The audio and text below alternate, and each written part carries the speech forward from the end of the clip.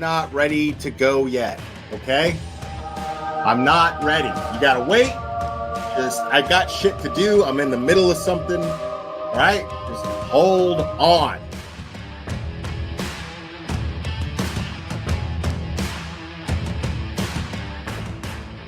Watch your mouth or don't come in here. Uh-oh.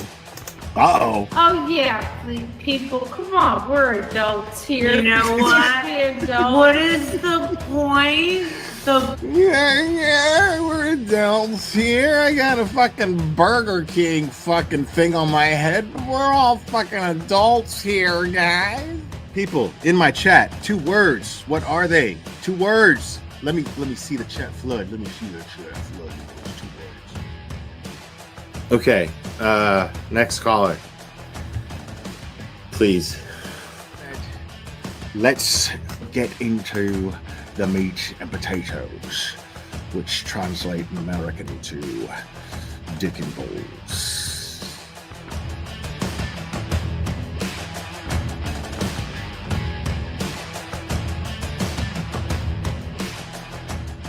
I got flip-flops. These are my flip-flops. Yeah, I really like my flip-flops because I can put them on. Because look, watch me put them on. I can put them on all by myself. Watch me put them on. Look, are you watching? Look, these are my flip-flops. Thanksgiving Day. I remember it clearly. It was Thanksgiving Day. I was inserting myself in somebody else's fucking business as a cash grab, and you know. This channel is harsh reality. Karen Yak se jodió la sucia vida. Amen. This is Jonathan Lee Riches. I have cheeseburgers. I'm gonna put cheese on them. I'm gonna make sure that I have my hamburgers because I'm a big boy now and I can make the hamburgers. My mom lets me use the stove now.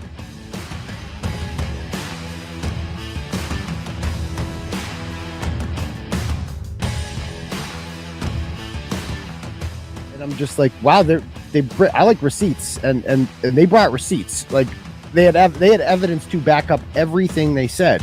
And I'm like, okay, well, there's got to be another side to this, right? Like this can't, no, this is too fantastic. Yeah, because you're not going to just jump to the conclusion that there's a conspiracy amongst cops to cover up a murder. You know what I mean? Yeah, I mean, cops and just like soccer moms and shit. Like that's what made it even crazier. Like, yeah, get it, Betty. Yeah, did you have a close relationship with your mom? Get it, Betty. Oh, of course, I still do. Yeah. My older sister was kind of she was more of the prissy girl that likes going. That is the best shit fucking shopping ever. for dresses with mommy. I was the tomboy that liked playing with people. Shout out to Cherry for just being easily the most faithful and loyal supporter that I've ever had, man. That someone could have that tenacity with loyalty. And I'm really blessed to have someone like Cherry be part of this channel and in my life. So it means a lot. And yes, I named him after Mr. T and Rocky. Say, woman. Say, woman. Say, woman. Since your old man ain't got no heart, why don't you come down to my apartment tonight and I'll show you a real man. Oh my God, I'm so in love with this little dude. Yeah, I'm going to go ahead and wrap this one up. I love you guys very, very, very, very much. And we will do this again very soon, my friends. Oh, say bye. Say bye. Oh, I love you too. Give me a kiss. Oh, I love you. Bye, guys.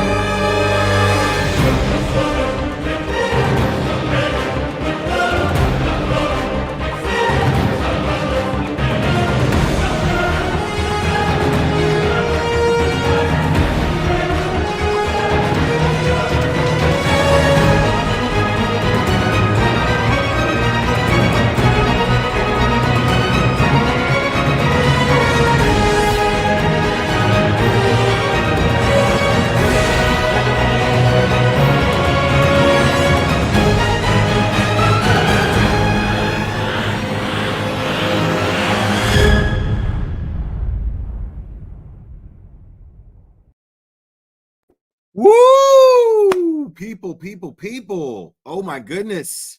Welcome. I hope everybody's doing great this week. I hope everybody's having a great beginning of their weekend so far. Thank goodness, right? Thank God it's Friday and all that bullshit. It's great to see you guys as always. Big shout out to Mark Betterow for joining me last night, man. I really loved that conversation. It was really insightful, and I'm really glad I got to talk to him. I always enjoy talking to him. This is the first time it was the first time I got to have him here on this channel.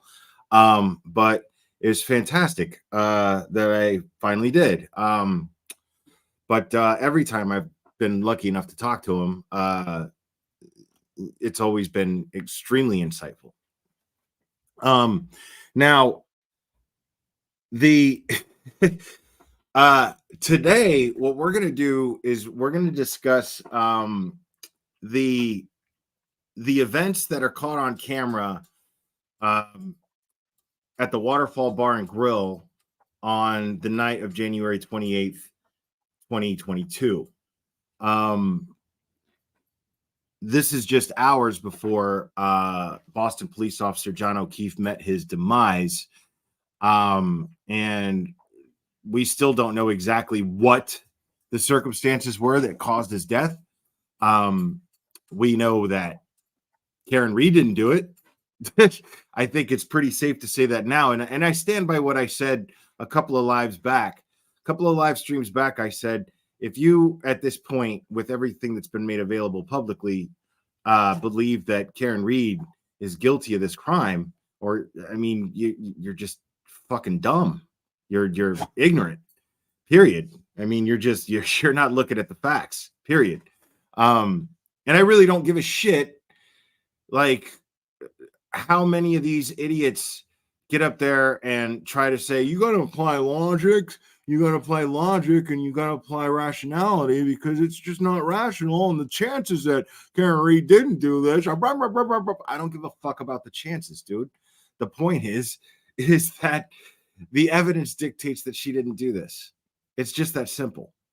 So what we're going to do tonight, we're going to go over now what I'm going to use tonight, because I want to kill two birds with one stone here. I want to go over the contents of the video footage at the Waterfall Bar and Grill on January 28th, 2022, just before Officer John O'Keefe met his demise. But we're going to use Microdot's most recent video to do so. So the idea here is to celebrate Microdots as well, because Microdots is just fucking brilliant. And I'm just grateful that he's cool enough to let me use his shit.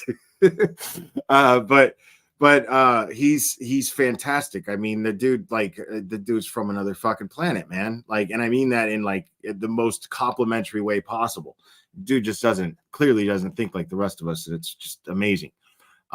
Yet when he's in chat and when he's in when I've spoken to him in direct messages,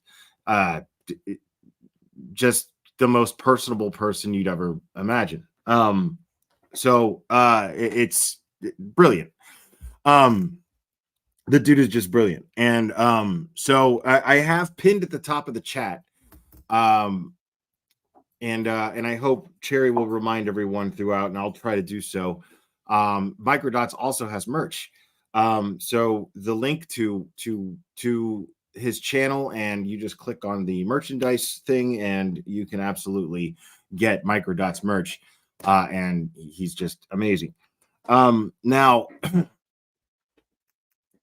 this video is not very long. Now, I am going to be pausing it from time to time. I'm going to be giving commentary.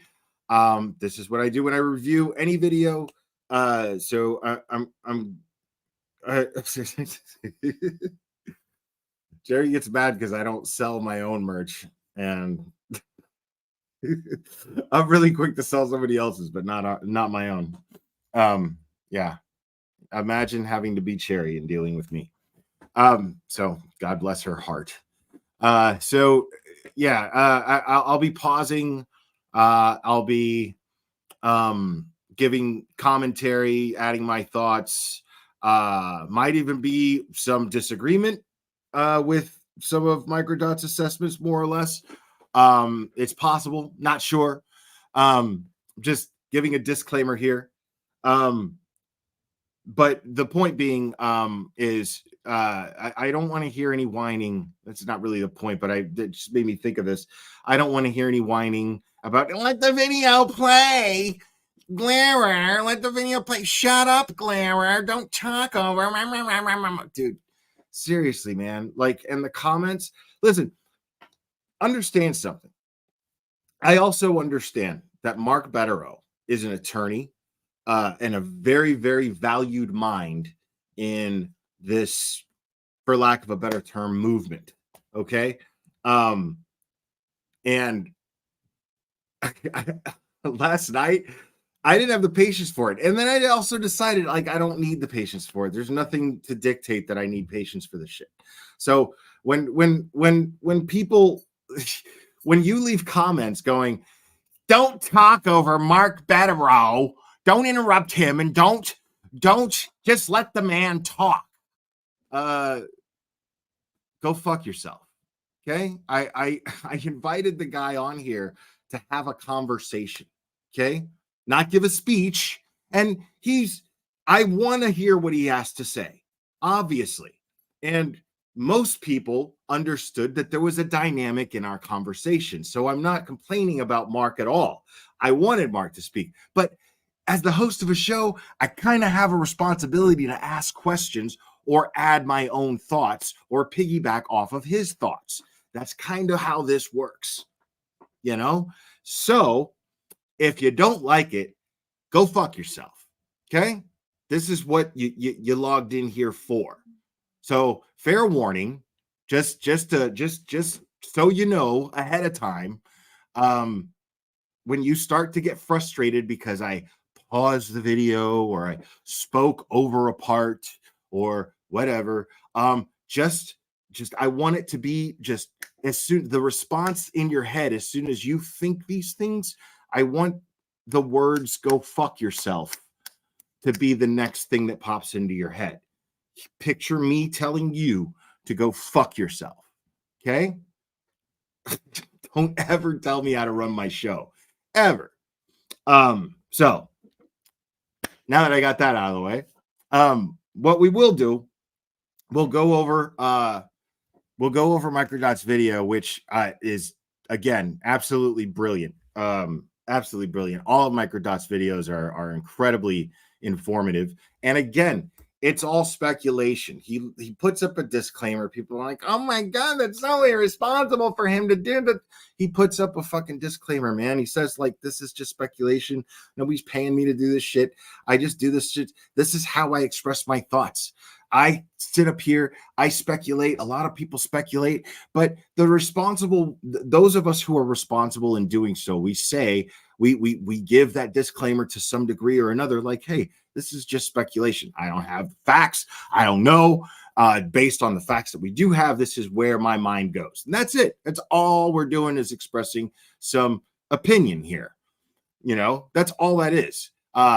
There's nothing about being right or wrong or anything, unless there's something that's totally fact. And sometimes I get those things wrong too. And that's why I appreciate you guys so much, because some of you guys will be kind enough to correct me on that. I don't mind being let know that I'm wrong. My ego is not that inflated. It really isn't.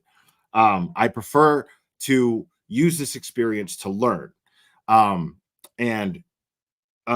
But at the same time, you know, don't ever fucking tell me how to conduct my show. Okay. It's just real easy. Like, if it frustrates you, don't watch. I mean, don't whine and bitch. Okay. Just don't watch. Whining and bitching? No. Not watching? Cool. Okay. Remember, Clara, don't do that. Go fuck yourself.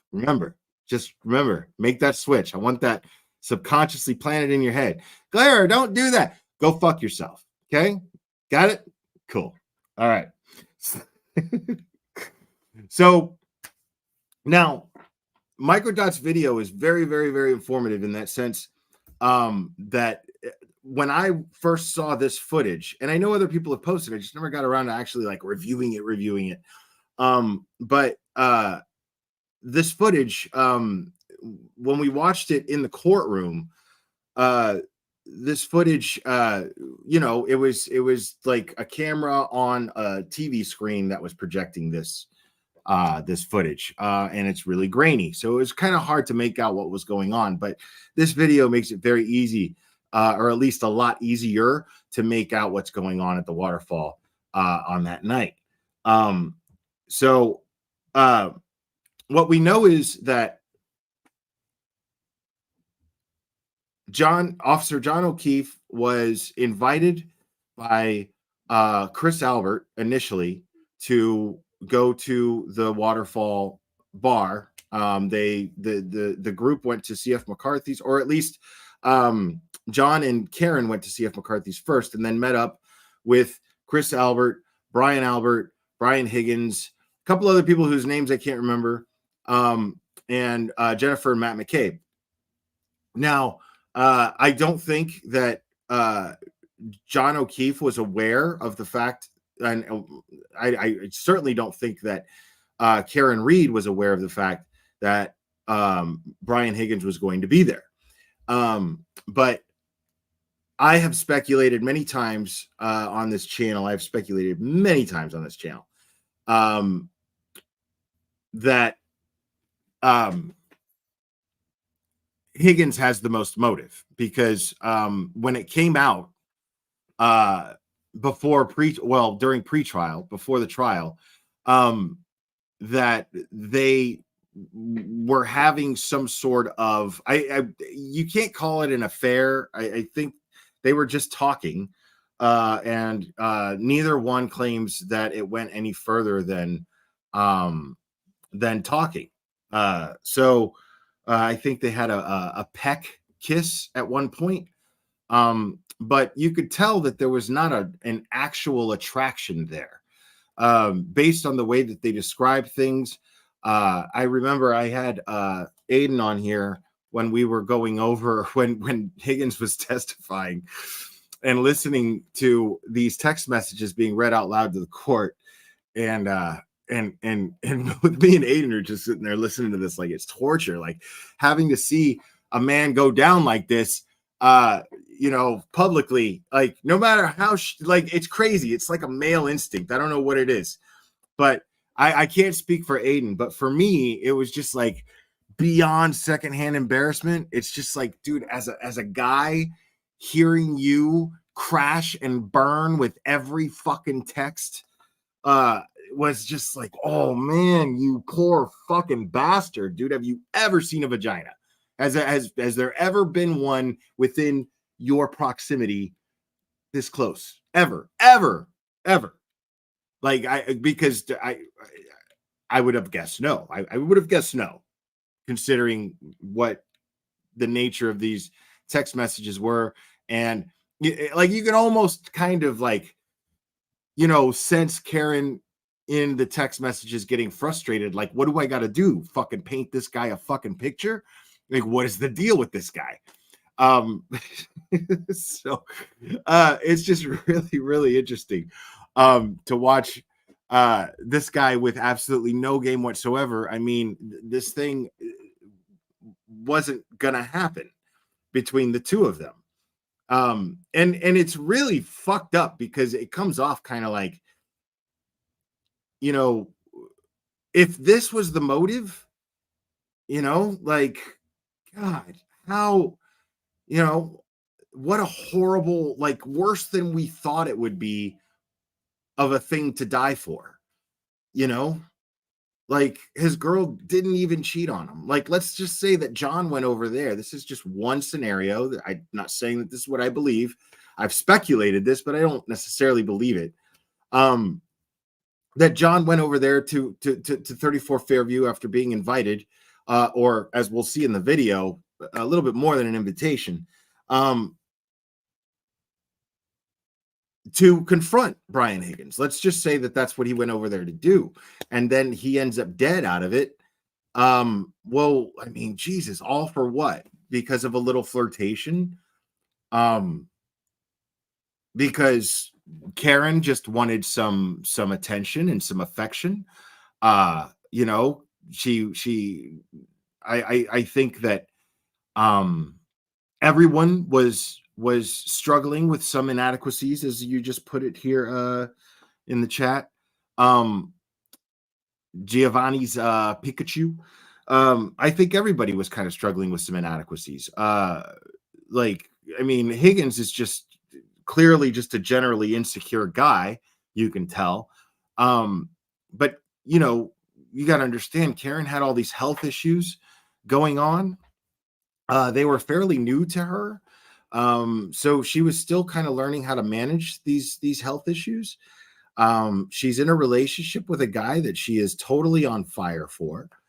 You know, why wouldn't she be? I mean, John O'Keefe was the absolute total package, was he not? I mean, we're talking about a good-looking guy, uh, moderately successful, but successful enough. He had a career, successful in the sense that, like, if you're doing what you love and you're doing something that you've always dreamed of, well, then you're more successful than any guy who's working a job that he hates, making all the money in the world. That's my opinion, anyway. So here you've got this successful man who's what, 6'2". You know, he's good looking guy. He's a police officer. He's nice to everyone. He's responsible, the epitome of responsibility, or at least showing the epitome of an example of responsibility by taking in his niece and nephew after their parents tragically lost their lives, having to manage that family loss, you know, and take this on. It was a lot. It was a lot for him to deal with. And you know, any man is going to feel as though he's going to have to prioritize. And you know, it's hard to fit your girlfriend into that equation and be the very attentive boyfriend that you always were before this situation. It's difficult to maintain that. It's difficult to you know, um and you know, I'm not sure if Karen fully understood this. I think that she understood it in theory, but the bottom line is, um we're talking about somebody who, again, was dealing with her own uh health issues. We're talking about somebody who is at an age where, you know, you're the most you're probably at the most romantic phase in your life, where like, since you were a teenager and fantasizing about being the queen of the prom, you know, you're you're in this phase in your life because you're getting a little bit older and you want that stability and you want that love of your life. You're looking for that love of your life. And you also, as a woman, your body is going through what's known as your sexual peak. She has needs and wants, and this is a guy who was doing his very best to manage all of these things, and and unfortunately, you know, it caused some problems between the two of them, and I think that, in my personal opinion, I don't know, but my personal opinion is that Karen felt neglected. Karen felt put, for lack of a better term, on the back burner, so to speak, to some degree anyway. Not really fully, you know, not like he was just like, I don't give a fuck about you no more. He was just, you know, trying to do the best he could, and he didn't want to have the stress of arguing with her on top of this massive responsibility that he now has. At least that's how I'm reading it anyway. I wasn't there. I don't know these people. I don't know. That's just how I'm reading it, that based on what we know. I could absolutely be wrong. And my apologies to anybody if I am getting that wrong. But it certainly feels that way. And you know, for all of this to come to a head, and for Boston police officer John O'Keefe to end up the victim here, as far as someone ending up dead, this is it's beyond tragic considering the kind of person that he is.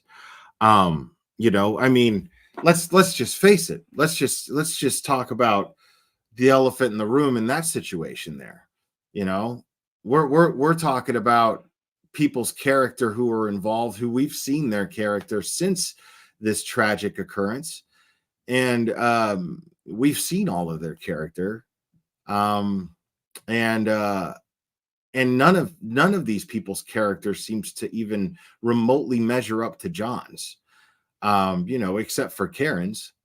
But none of these people's character seems to even remotely even be able to touch John's character. So yeah, it's just that's a tragedy on top of the already existing tragedy, in my opinion. Now,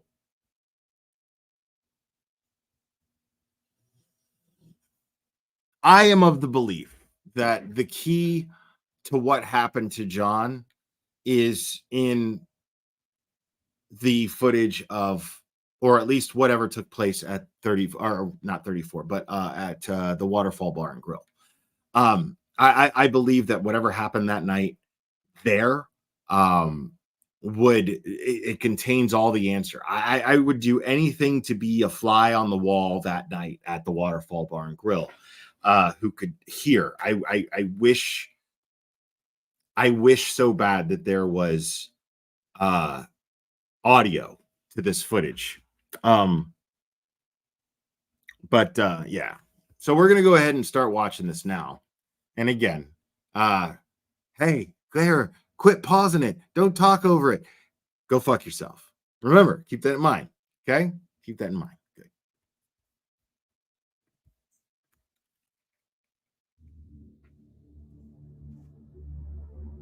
I'm gonna read that out loud. So I'm gonna leave it up there for a second. Just so everyone knows, Microdot's has never been paid to publish content and has not received compensation to produce this video. This video is based entirely on Microdot's interpretation of public information and represents the channel's opinion. All parties are presumed innocent. We encourage you to conduct your own extensive research before forming an opinion. I mean, so many of the creators who I've reviewed and criticized before, if they had put up this disclaimer before making their video, I probably wouldn't have even bothered with them. Simply because, I mean, you know, the problem is there's so many people who don't know any better. But you have a responsible creator who, instead of is trying to vulture off of people not knowing any better, he would rather attract people who do know better. That's called integrity. And so if just yeah, I know the go-to thought is, oh my God, but Microdots was hired by the defense. Dude, the only thing we saw of Microdots there, and it's a big deal, don't get me wrong, but understand that just because they used a computer-generated scene of the front of 34 Fairview Road, okay, that's what they used that belonged to Microdots. I mean, because they use that, it doesn't mean that they pay him to put out these videos and make these videos. Microdots is just simply passionate about this case, just as everybody else here who follows it is. He's just incredibly creative. That's the difference.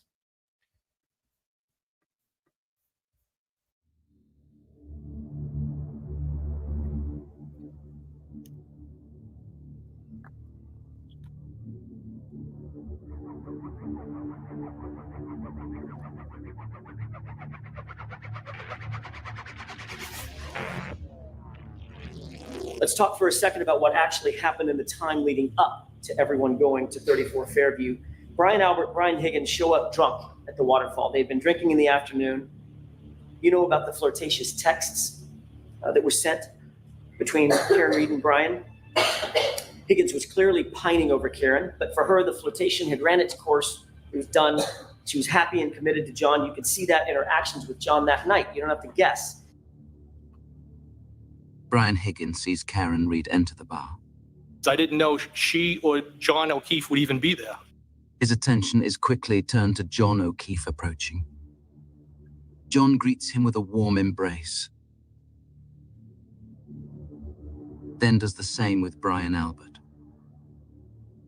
Brian Albert and John show affection by patting each other's backs. Brian Higgins leans in, asking John where they're coming from. John points, indicating they were across the street at C.F. McCarthy's. John sees Karina Kolokithis, prompting him to walk over and say hello with a hug. He also says hello to Nick Kolokithis, and then John walks further towards the bar to greet Matt McCabe. Brian Albert whispers something into Higgins' ear. Higgins smiles back, amused. See, I find it interesting too. Like somebody who's been a pretty social guy most of my life. And thank you, Gertie K, for gifting that membership. Appreciate it. There's a vibe there.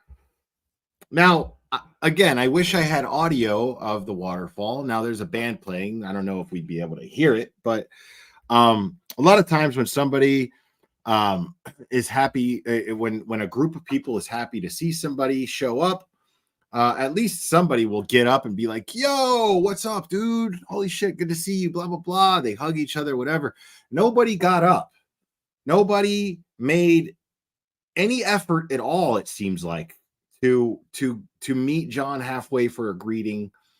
And maybe everybody went, hey, there he is, you know, when he walked in, but we'll never know.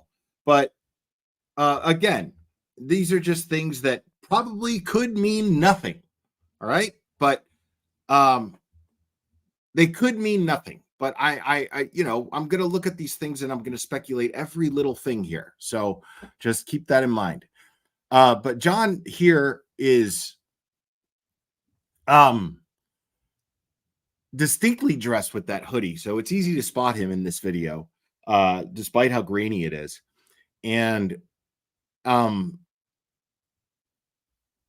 yeah, he makes his rounds saying hello to everyone. Now maybe that is just a Boston thing where, you know, people are just that way, where they're just like, you know what, man, like, yeah, I'm not getting up for nobody, you know, and that could be the case. Sure. Because I see some people in the chat being like, that's a Boston thing, and they're too busy drinking. And yeah, okay.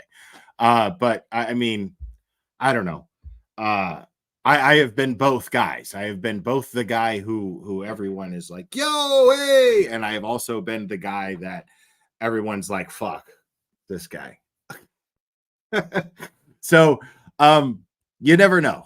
But I like to look into these things and try to see if I can, you know. Then glances at John, indicating he is the subject of their conversation. Higgins comments back to Brian Albert, and Brian Albert responds with another whisper. Higgins smiles again at whatever Brian Albert said, and then Nicole Albert returns from the restroom, approaches husband Brian and embraces him from behind, prompting the three to converse quietly to each other. Now, see, okay, again,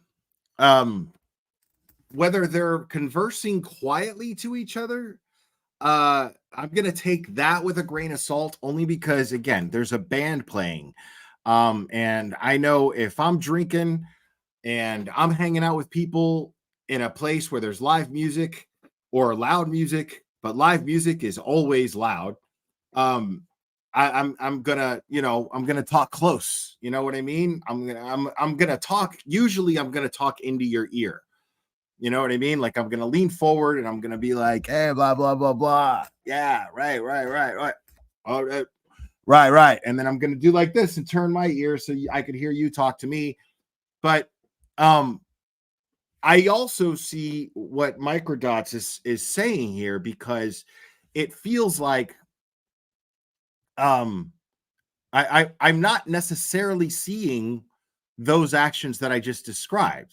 I'm just seeing someone lean over and talk, but it could just be Higgins wanting to make sure that his voice is heard. So I'm not going to be as quick as Microdots to think, okay, well, they're being really shady right here. But just hold that thought. Nicole and Brian Albert speak closely for a time as Higgins watches. Higgins stands to step away to a more isolated location and signals Brian Albert to follow. He wants to say something that even Nicole shouldn't hear.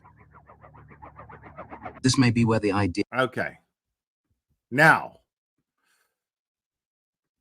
this is where I tend to agree with Microdots, because at this point, now there's an effort made to separate from anyone else so that their conversation isn't overheard.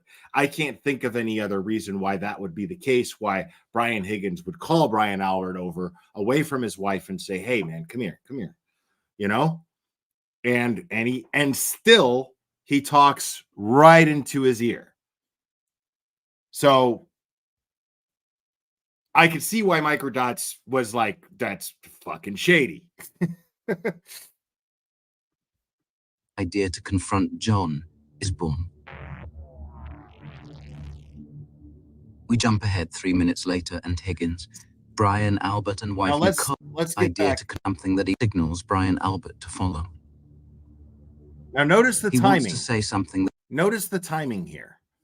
All right. So this is right after they say whatever they're saying. And then he calls.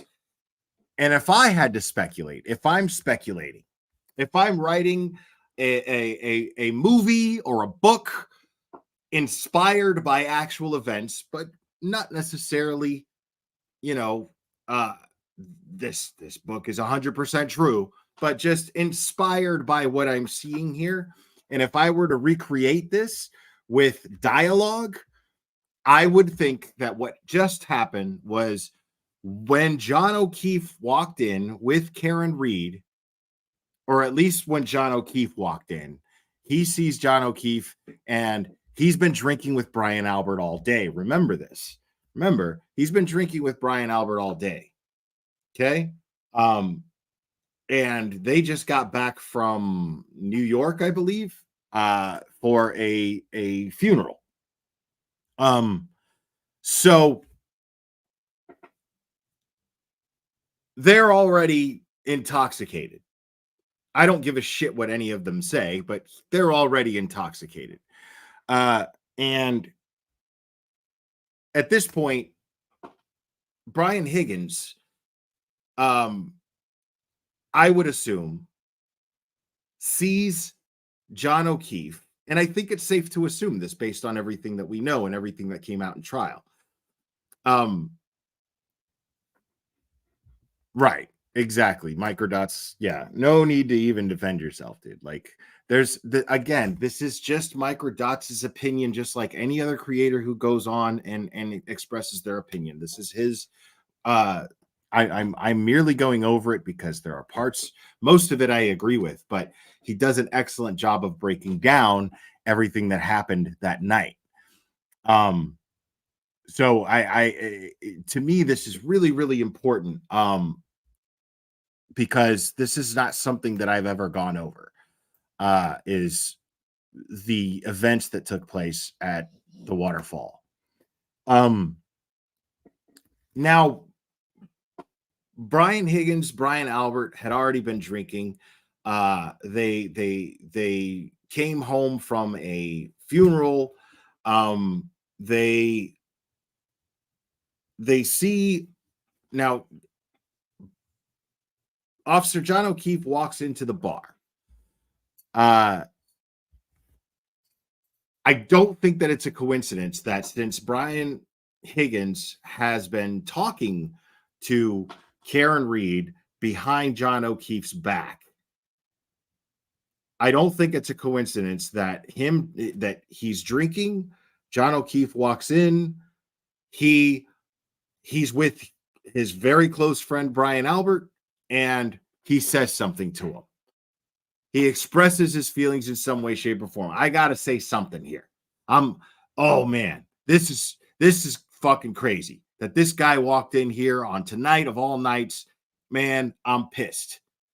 Who's he going to express that to but his best buddy who is here at the Waterfall? Most likely, Brian Albert, being the shitbag that he is. If I would assume, now I'm not saying that I think they planned on killing him, but if I had to guess, based on the kind of guy that Brian Albert comes off as to me, I'd say Brian Albert was like, all right, how do I make this night more fun for myself?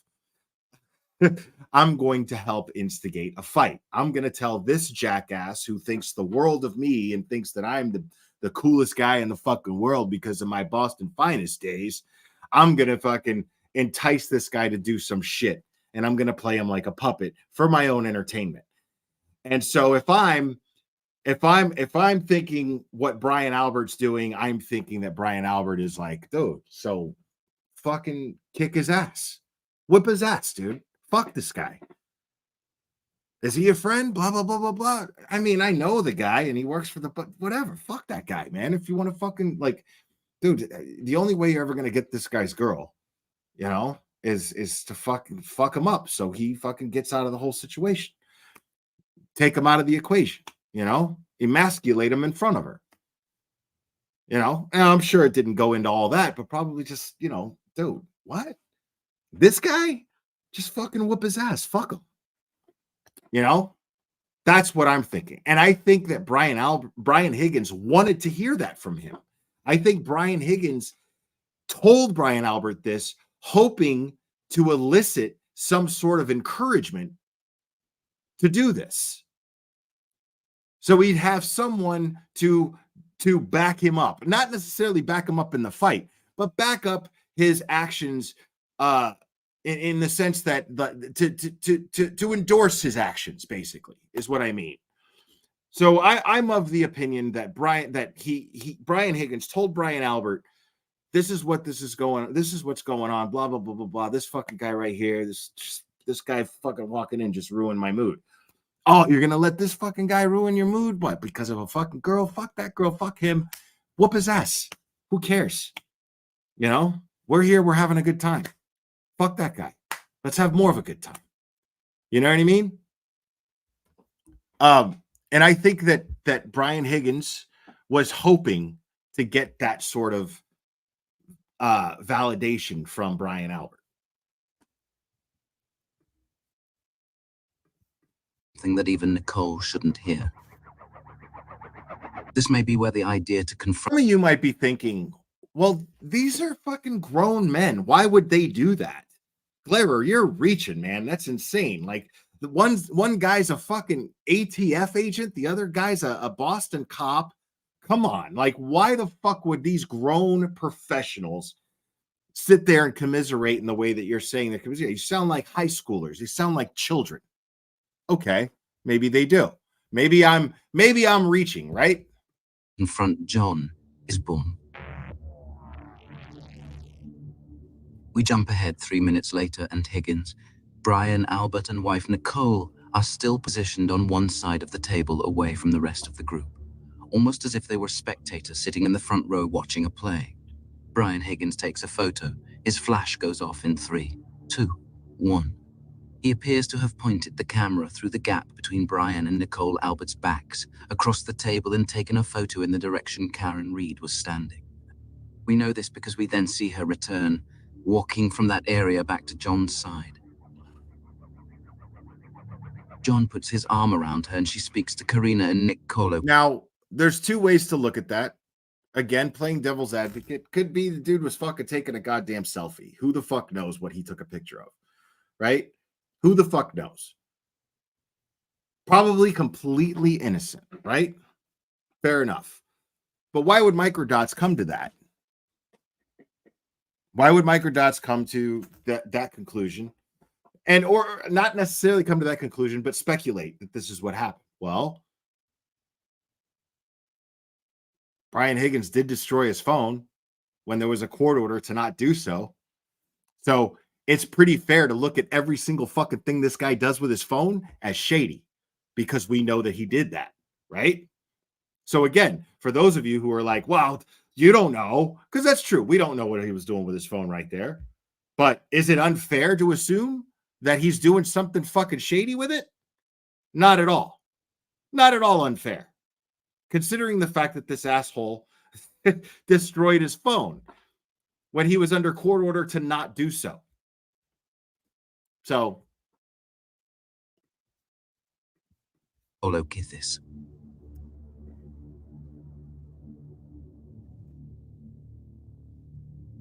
We continue to see a series of flashes happening on the far side of the table, indicating photos are being taken by the group. Higgins appears to be posing for one between Brian and Nicole. None entered into evidence. Caitlin Albert sits here. Bullshit selfies don't flash. You must have an iPhone 3 or something, TJ White. But if you turn the flash on, yeah, and you reverse the camera, the fucking flash will go off if you have the flash on. Guaranteed. Chris Albert stands here, at the left end of the high top. The clock strikes 11 p.m., and 32 minutes later, Higgins, feeling completely ignored, sends a text message to Karen. When you texted her, well, at Waterfall, she ignored that text too, correct? Well, that was the only text I sent that night to her, yes. Okay. She didn't respond. That wasn't my question. What My question is, she ignored the text, correct? Well, I don't know if I don't know what her mindset was. If she purposely ignored the text or she didn't see it, I don't know. I didn't read into it. Did she ignore the text, Mr. Higgins? I don't know. Did she respond to the text? She did not respond. Got it. We jump ahead 15 minutes. Higgins checks his phone, growing frustrated that Karen has not responded to his desperate message. Okay. Now, let's analyze that for a second. Let's think of it in terms of timeline here. John O'Keefe walks in with Karen Reed. They say hello to people. Higgins has just enough time to be annoyed by this, pulls Brian Albert over to talk to him, tell him something. Then Higgins starts messing with his phone and he texts Karen. Well, Mr. A-Game. Well, so he texts Karen, well, and he's staring at his phone, looking for a response, hoping for some sort of response.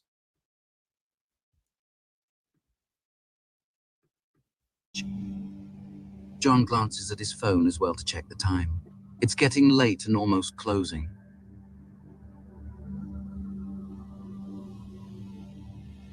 Karen and Jen McCabe converse, appearing friendly and in good spirits. They laugh together. Karen initiates a group hug, putting her right arm around Matt McCabe and her left arm around Jen McCabe. What's up, John, JFK? however, seems to take a step back. The Bryans are heavily intoxicated and feeling aggressive. They have identified their adversary in John O'Keefe. I mean, look how fast this shit takes place. Again, John O'Keefe and Karen walk in. They say hello to people. Brian Higgins pulls Brian Albert over, tells him something. I'm of the belief that Brian Albert said something along the lines of, well, just fucking kick his ass. What are you, a pussy? You know? Why do I think that? Well, because almost immediately after I think this took place, these two fucking dickheads start playing grab ass. I mean, why wouldn't I think that, considering their actions? And again, remember when I speculated that there might be some people that are going, oh, well, you don't know. Why would Brian Albert instigate like that. That's childish. These are professional men. Yeah, look at your professional men right now. Look at how they're acting in a fucking public place. And are acting out their primal rage with a male display of dominance, Grown men. otherwise known as peacocking. Otherwise known as grab-assing. Jen McCabe picks up on it, but unfortunately for Higgins, Karen has her back turned. He has absolutely no idea how to get the attention from her he so desperately desires. In fact, when he realizes that he's not in her field of view, he seems to end the display. For now. And so this peacocking, as it's called, right? This peacocking, as it's called, is usually designed to make yourself in some way attractive to women, right? So everything that he's doing right now, Brian Higgins, knowing that the woman who he has been thinking about, who he's been texting, who he hasn't heard from in a couple of days, or a couple of weeks, even, I think it was. I think she went dark for like 2 weeks. Was it something like that? I might have that wrong. I don't know. I don't remember. But she goes dark, right? And then now what he's doing, imagine now what this dude is doing. Everything that he does is under the assumption that Karen is looking at him. He's doing everything with, is this going to impress Karen or make me look stupid in front of Karen? Everything that he does is that thought is in the back of his mind. That thought is attached to every action that he makes.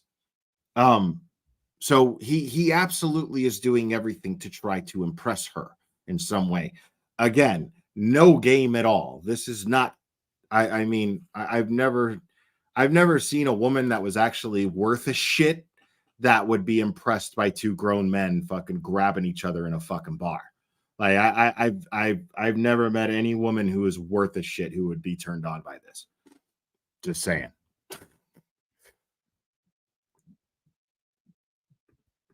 Now. She actually positioned herself away from you at the other end of the table on the opposite side in the corner. Isn't that right?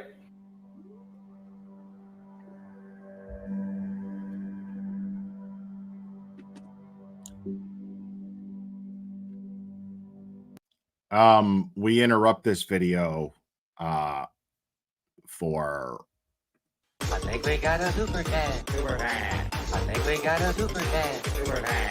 Super dad. Super dad. Dad. Dad. Dad. Dad. Dad. I think we got a super dad. I think we got a super dad. I think we got a super dad. Sorry, folks. I had to do that for my man Mike D because he asked for it before I even started the stream. So that was for Mike D. And thank you, Jen Del Rio, as well. Have you heard anything in pretrial motions or trial regarding when Jen found out Karen and Higgins had been talking? Clearly, they shared stories after the 29th. But what about that night? That's a good question. I don't know, because I know what you're thinking, Jen Del Rio. I'm thinking more or less the same thing, probably less, but I'm thinking more or less the same thing in the sense that what was Jen aware? Was everyone aware of a plan to lure Officer John O'Keefe to 34 Fairview? And if so, how long were they aware? That's the question. So I'd like to know that same thing, Jen Del Rio. I don't think anybody, I don't think that was ever actually established through any data. And of course, you know, there's Jen McCabe's testimony where she was denying any type of shady behavior at all whatsoever. So that's not going to come out in Jen McCabe's testimony because she's just going to deny it. But that is a good question. I've wondered the same thing myself.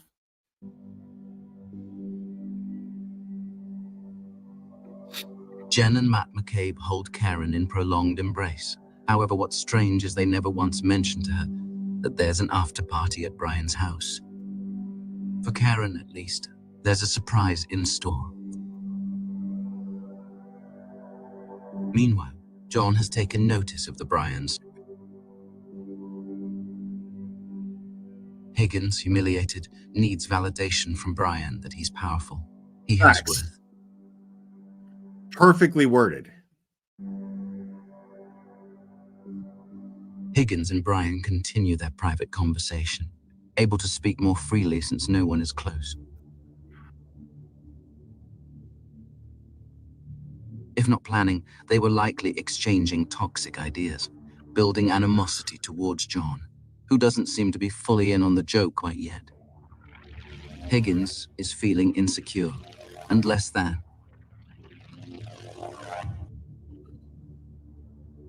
Jen McCabe continues to speak to John and Karen, with Matt standing out of view to the far right. Karen would be forgiven for believing these people are her friends. At first, I considered this maybe when Jen McCabe invited John and Karen. I mean, why wouldn't she believe this? Look at how they're treating her. They're being extra nice to her. She's being accepted. She's not getting as much attention as she would like from John himself. And she's not that social of a person, as I understand it. So it makes sense that she's going to welcome this kind of warmth coming from just about anybody who is prospectively her friends. Karen to 34 Fairview for the after party, but then I recalled this. I said, can we make sure we're welcome here? Nobody extended the invite to me. I didn't hear the invite extended to you. So when, exactly, was John invited? And for what purpose was he to be there?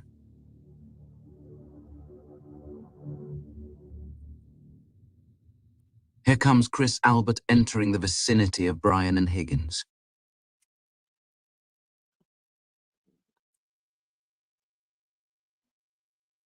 Karen chats with Brian and Chris Albert, but her eyes never find Higgins.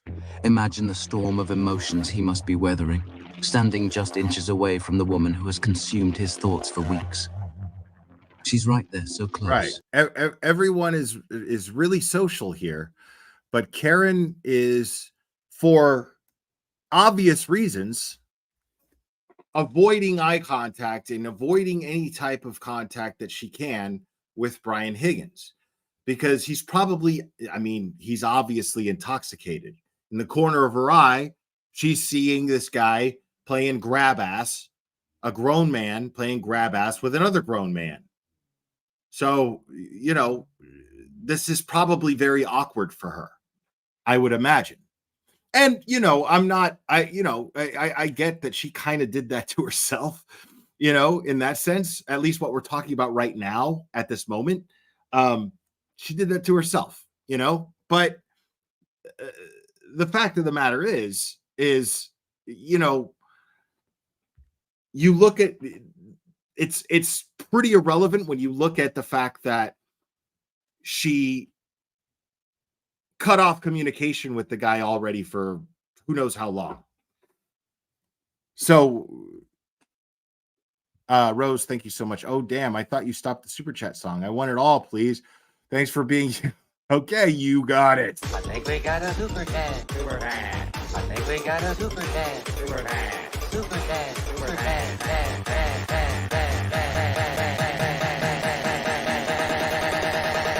I think we got a super chat. I think we got a super chat. I think we got a super chat. I think we got a super chat. Super chat. Okay, there you go, Rose. Thank you so much. I appreciate you.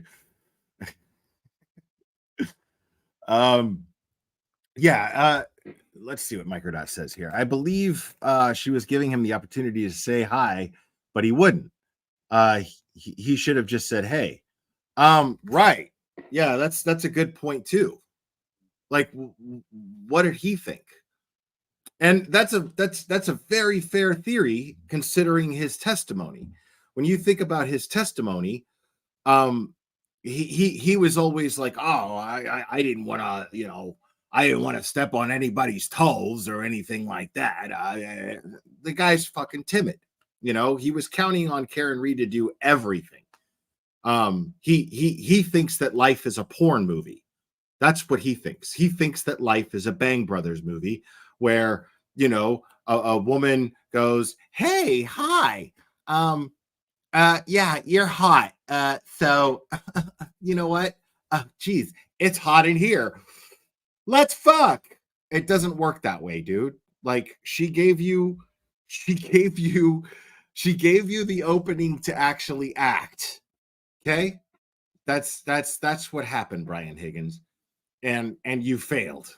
She gave you the opening to actually be a man and make her feel wanted and make her feel pursued. That's what she was looking for. You read it completely wrong, dude. Okay? Unreal. And he's still reading it wrong, which is fucking hilarious. Like he's just sitting there like, well, dude, just fucking say hi.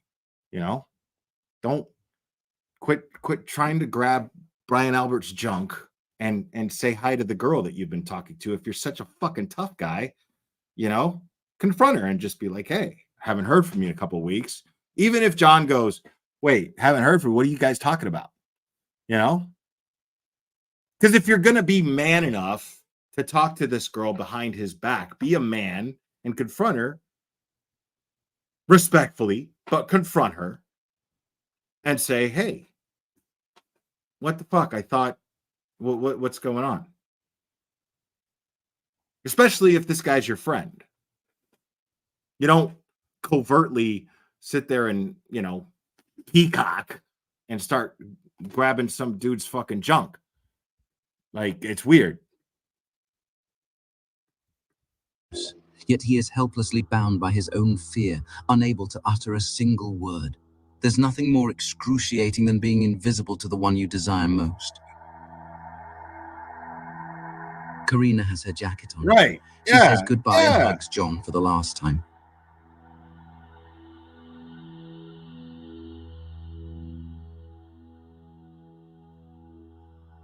She then tells her husband Nick that she just needs to say goodbye to Karen before they leave. Higgins is frozen like a deer, hoping not to be noticed, his body oriented towards Brian Albert's back, staring blankly into the side of his head. An inferno of anger, frustration, and embarrassment swirls inside of him, growing exponentially with every passing second. She didn't reply to the text message I sent over an hour ago. She hasn't said hello to me. She hasn't even acknowledged my existence. How could she do this to me? I told her I wanted the real deal. Isn't that what women want?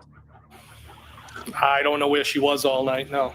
Did I that don't know. upset you that she ignored you or didn't pay attention to you? I did not feel ignored and didn't upset me at all. But it bothered you enough to send her a text, didn't it? Oops. What the hell, Karen? What about me? Karen and Karina are saying goodnight. What? Wait, what is happening right now, dude? The Bryans continue their performance of alpha dominance, less a calculated strategy and more a mirror of their restless and intoxicated psychological states. And more a mirror of their I mean, bro. Dude. The fuck am I looking at? The fuck am I looking at right now? Like, does homie think that Karen is gonna like look over and be like, oh, that's hot? Dude, anybody who's over the age of fucking 17 who looks over and sees two men in their fucking late 40s on the fucking ass end of fucking 45, bro. Like they're gonna look at that shit and go, okay, all right. I mean, dude. I mean, I wonder how what's going through their head right now? Like, what's going through Brian Higgins' mind right now? So how did you like that? Loved it. I want to ride that horse again sometime. Ooh, yeah. Restless and intoxicated psychological states. Brian likes to fight when he's drinking, and Higgins has been outmatched. Humiliated by a taller, better-looking, much more charming man who doesn't even seem... You saw that shit? Like, Higgins is like, yeah, you got me, but hold on, here, look. He's like, I gotta get one shot. I gotta touch your junk in some way, shape, or form. So I'm gonna do it with my foot so that it doesn't look so gay. Yeah, look. And Higgins has been outmatched. Get off me, get off me. Humiliated by a touch your taller, junk. better-looking, much more charming man who doesn't even seem completely aware yet of the dynamics in play. A haunting moment occurs when John and Higgins lock eyes. In 3, 2, 1. So gay. Oh my God. John must sense now that something is off. Is it just that Higgins has had one drink too many? Or is John beginning to piece it together, understanding what this is really about? And then there's that sparring and fighting that he and Brian Albert were engaged. Dude, my kid would be like, yo, that's pretty sus. I just hear my kid, like, if I was sitting there watching this with my kid would be like, yo, that's pretty sus.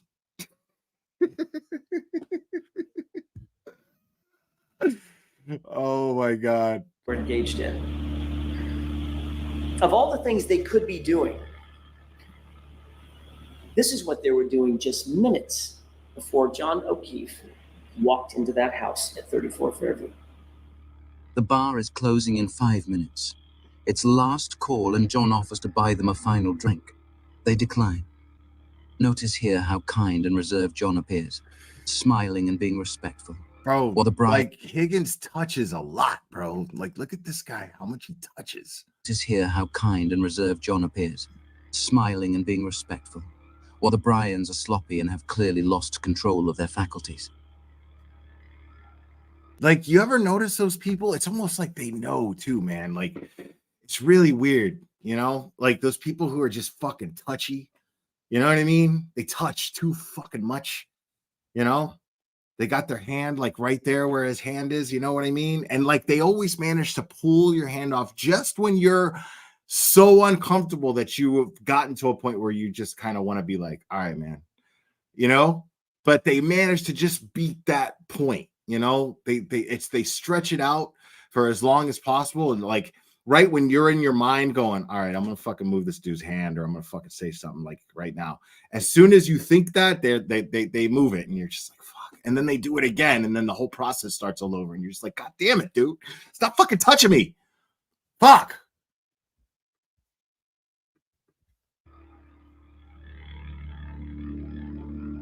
John watches as Brian and Higgins can't seem to keep their hands off each other.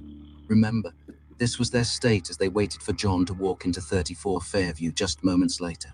They felt invincible, but in reality were barely able to stand. It's easy to see how John might have overpowered them, perhaps pushing them to take drastic measures, or causing a third person to jump in and help. After all, no one can be allowed to beat up an Albert in his own home. That simply cannot happen, especially by a lower-ranking fellow Boston cop like John.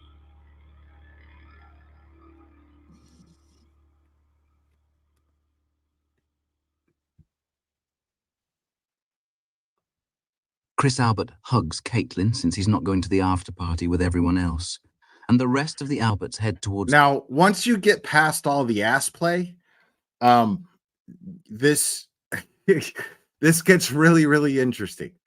Once you get past the ass play, this gets really interesting because Higgins, like, I wouldn't have drawn these conclusions unless I'd seen this part of the footage, which is very, very telling. I just wish that I could I wish there was audio, man. I wish there was audio for this. Trace the signal.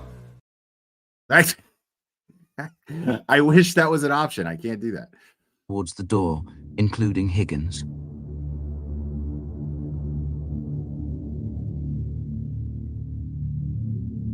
Chris Albert forcibly grabs Higgins by the arm, telling him to stop with the taunting. Higgins looks at Brian for the okay. Chris and Higgins look to Brian. It's fine. Brian allows Higgins to continue. Chris raises his arms and gestures that it's too out in the open, with people watching. But whatever Brian says goes, and Higgins continues. Now, Higgins makes 3 attempts to get John's attention. The first 2 times, John wasn't looking. The 3rd time, Higgins waves his arms and yells. John gets the message and appears to acknowledge it. I believe Higgins was yelling. All right, I gotta see that again. The 3rd time, Higgins waves his arms and yells. John gets the message and appears to acknowledge it. It's John right there. I believe John is hard to see, but he's right here. Like he's way at the top of the screen. But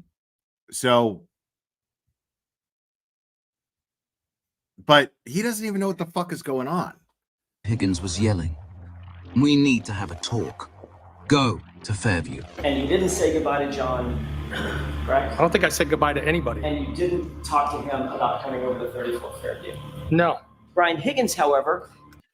What do you mean you didn't talk to anybody? Brian Albert and Chris Albert were physically holding you back. Why didn't this come up in trial? Because that's I'm going to go ahead and say it. Why didn't this part of the footage get discussed during trial, during his cross-examination? Because if I mean, that right there is your third-party culprit, right there. I mean, he's obviously signaling. I mean, I would have had him on the spot. Now, I don't want to trash talk Alan Jackson in any way, shape, or form, or Yannetti, or Little, or Weinberg. I'm not trying to. I mean, they're the lawyers, and I'm not. But I have to say that it bugs me. I have to say. Oh no, I don't hate gay people. I love gay people. I love them all, very much so. But when dudes are like totally gay and act like they're not, that shit's just very funny to me. It's definitely not hate. But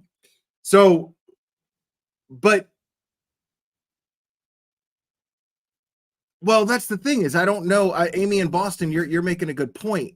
You know, that Bev didn't allow anything. You're making a good point, but maybe I missed it. Maybe the prosecution filed a motion to where they couldn't show that part of the evidence for whatever reason. Maybe I missed it. Maybe it went under my radar. I don't know. But I'm wondering why that wasn't brought up during cross-examination while Higgins was on the stand. You can see in his actions, he wasn't quite so satisfied and he wasn't done. How would you describe sort of the general sort of tone or demeanor within the group at the Waterfall that night? It was fine. Everyone's just having a good time. No arguments, anything like that? No, not at all. Chris Albert knows exactly what was said between Brian. No, not at all. No, not at all. I mean, come on. Like you're physically practically restraining Brian Higgins. He's acting a fool. You're trying to talk him down. That's, if you're being forthcoming on the stand in trial, you would have said, well, at the end of the night, Higgins got a little rowdy. And then, we were just like, because everybody was drinking and having a good time. I mean, why not just say that? You know what I mean? But it's really shady that he goes, oh, no, everything was fucking hunky dory. It's really strange that he would lie and take go that extra mile with that lie by selling it the way that he just did. I mean, watch him. Brian. No arguments, anything like No, not at all. Chris Albert No, knows not exactly at what all. was said between Brian Albert, Higgins, and John. And interestingly enough, he decided to walk home instead of attending the after party with everyone else. Karen is still chatting with Karina and doesn't notice any of what had just transpired. Now, just to piggyback off of what Microdots is saying here, because he's saying it's interesting that Chris Albert decided to walk home after Chris Albert is basically trying to talk to Higgins and go, yo, chill the fuck out, relax, right? But then makes it a point to walk home when there's about to be a blizzard. There's snow on the ground, blizzard has started, and he starts to walk home, doesn't go with everyone else to this after party. That's fine. He might have just been tired and wanted to go home. Okay, great. But it's weird that he decided to just walk home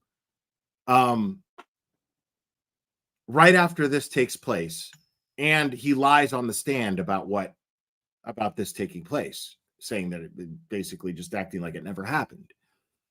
But it makes me feel kind of like Chris Albert is like, I'm important. I'm an elected official in this town. I sit on the select board. I'm very important here. I can't afford to be connected to anything that you guys are fucking doing here. You know, like I can't afford to have that shit. I don't want nothing to do with none of this shit. You're trying to get this guy back to the house, you know, because what if Brian Albert is sitting there going, well, let's just get him back to the house. We're all coming back to the house. Don't do that shit here. Do this shit back at my house. Nobody's going to fuck with you at my house. It's my house. Nobody's going to fuck with you there. You know, here you can't have this shit. Like we're in the heart of Canton here. My brother's shop is right there. Oh, he wasn't a selectman yet. Thank you, Microdots. Good point. That's actually true. That totally slipped my mind. But I mean, he might have had aspirations. You know what I'm saying? But he didn't want to be connected to whatever was happening here. Is my theory anyway. For whatever reasons, he wanted nothing to do with whatever was going to happen further. Makes me feel like Brian Albert was saying basically, hey, let's take this shit back to my house. And probably as early as when they first started playing grab ass. Probably as early as when Brian Higgins pulled him over and pulled him aside and said, hey, man, you know, blah, blah, blah. And Brian probably was like, well, we're all going to my house afterwards. Let's invite him over. You can confront him there. Just don't do nothing here. My brother fucking works right there. You know what I mean? Like, let's if we're gonna do this, let's do it right. And let's just make sure that he's at my house. Who's gonna fuck with you? I mean, it's my house, so who's gonna fuck with you? So just wait. Do this shit smart. We jump ahead to 12:10, and it's time for everyone to leave the establishment. From what we can see, John has been standing alone, conversing with no one, since the outbursts from Higgins. Right, 12 I minutes mentioned ago. that. I mentioned that earlier too. Chris was the one who initially invited Officer John O'Keefe to the waterfall. What was on his mind? What was he thinking about? That's when Jennifer McCabe went up to Karen and said, you're coming with me. Like, and she like grabbed her, like she put her arm around her and she said in front of me, hey, you know, you come with me. We're gonna, you know, and then Karen said, where are we going? And Jen said, it doesn't matter. It'll be a surprise. Okay, so that's fucking weird. So that's fucking weird in and of itself. But also, just to give some of you guys a little backstory, some of you guys who don't know, what is a matter of fact is that John O'Keefe went into to D&E Pizza, that the shop that Chris owns and runs. Chris Albert, who now sits on the select board, not at the time. I want to clear that up. Thank you, Microdots, for that. And Officer John O'Keefe went in there with his nephew, apparently to supposedly to get a slice early that day. And that day, and during that visit in D&E Pizza, Chris Albert extended the invite to John O'Keefe, because he said that they were celebrating a birthday and that's where they were going to be, and he should stop by. So, then another aspect here that we have to keep in mind is Chris Albert and John O'Keefe have a history, right? Chris Albert, his son is Colin Albert.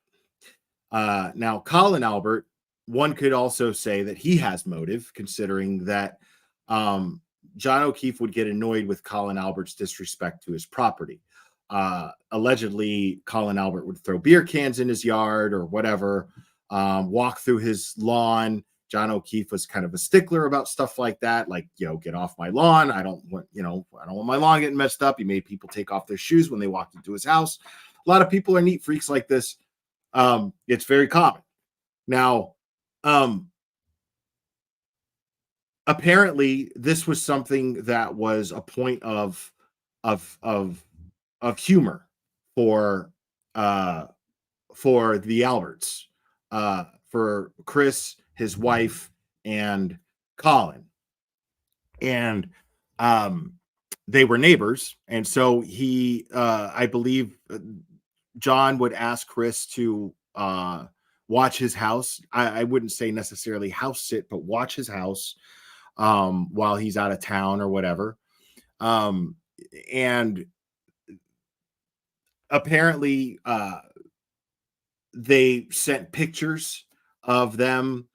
They sent pictures to John while he was on vacation of themselves on his fence, which looked like they were doing it to taunt him, because they had him, he, or at least his wife, had John saved in her phone as Nevercracker, which is a character in some Pixar movie who's the get off my lawn guy. So they nicknamed him Nevercracker. And so this basically John was the kind of guy that they made fun of about this. And it seemed to be more of a problem with Colin Albert. It seemed like,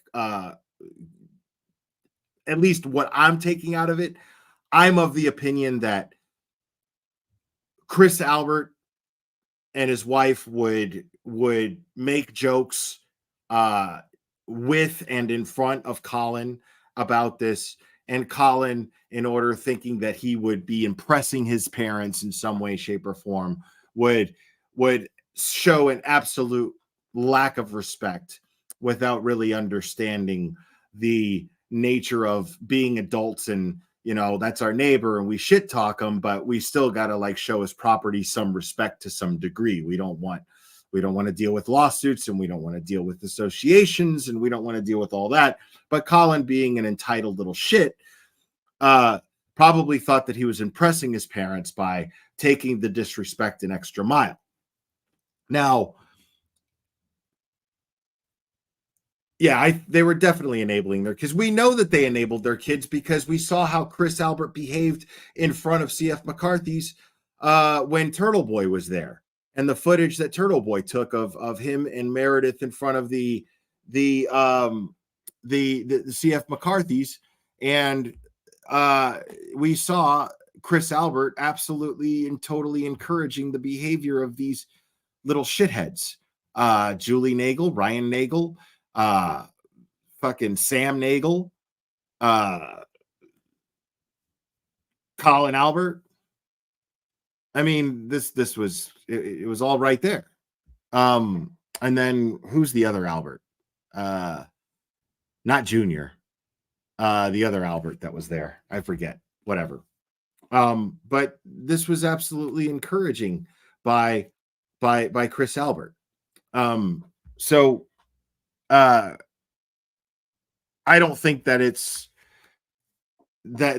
even Kevin Albert. Or no, not was it? No, it was not Kevin Albert. Thank you. Yeah, Kevin Albert's the cop. It was one of the sons. It was one of his sons. Chris Albert's oldest son.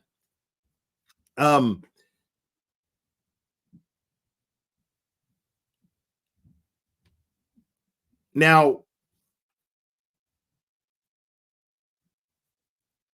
yeah, junior, I guess. That's probably why I can't remember his name, because he's a fucking junior.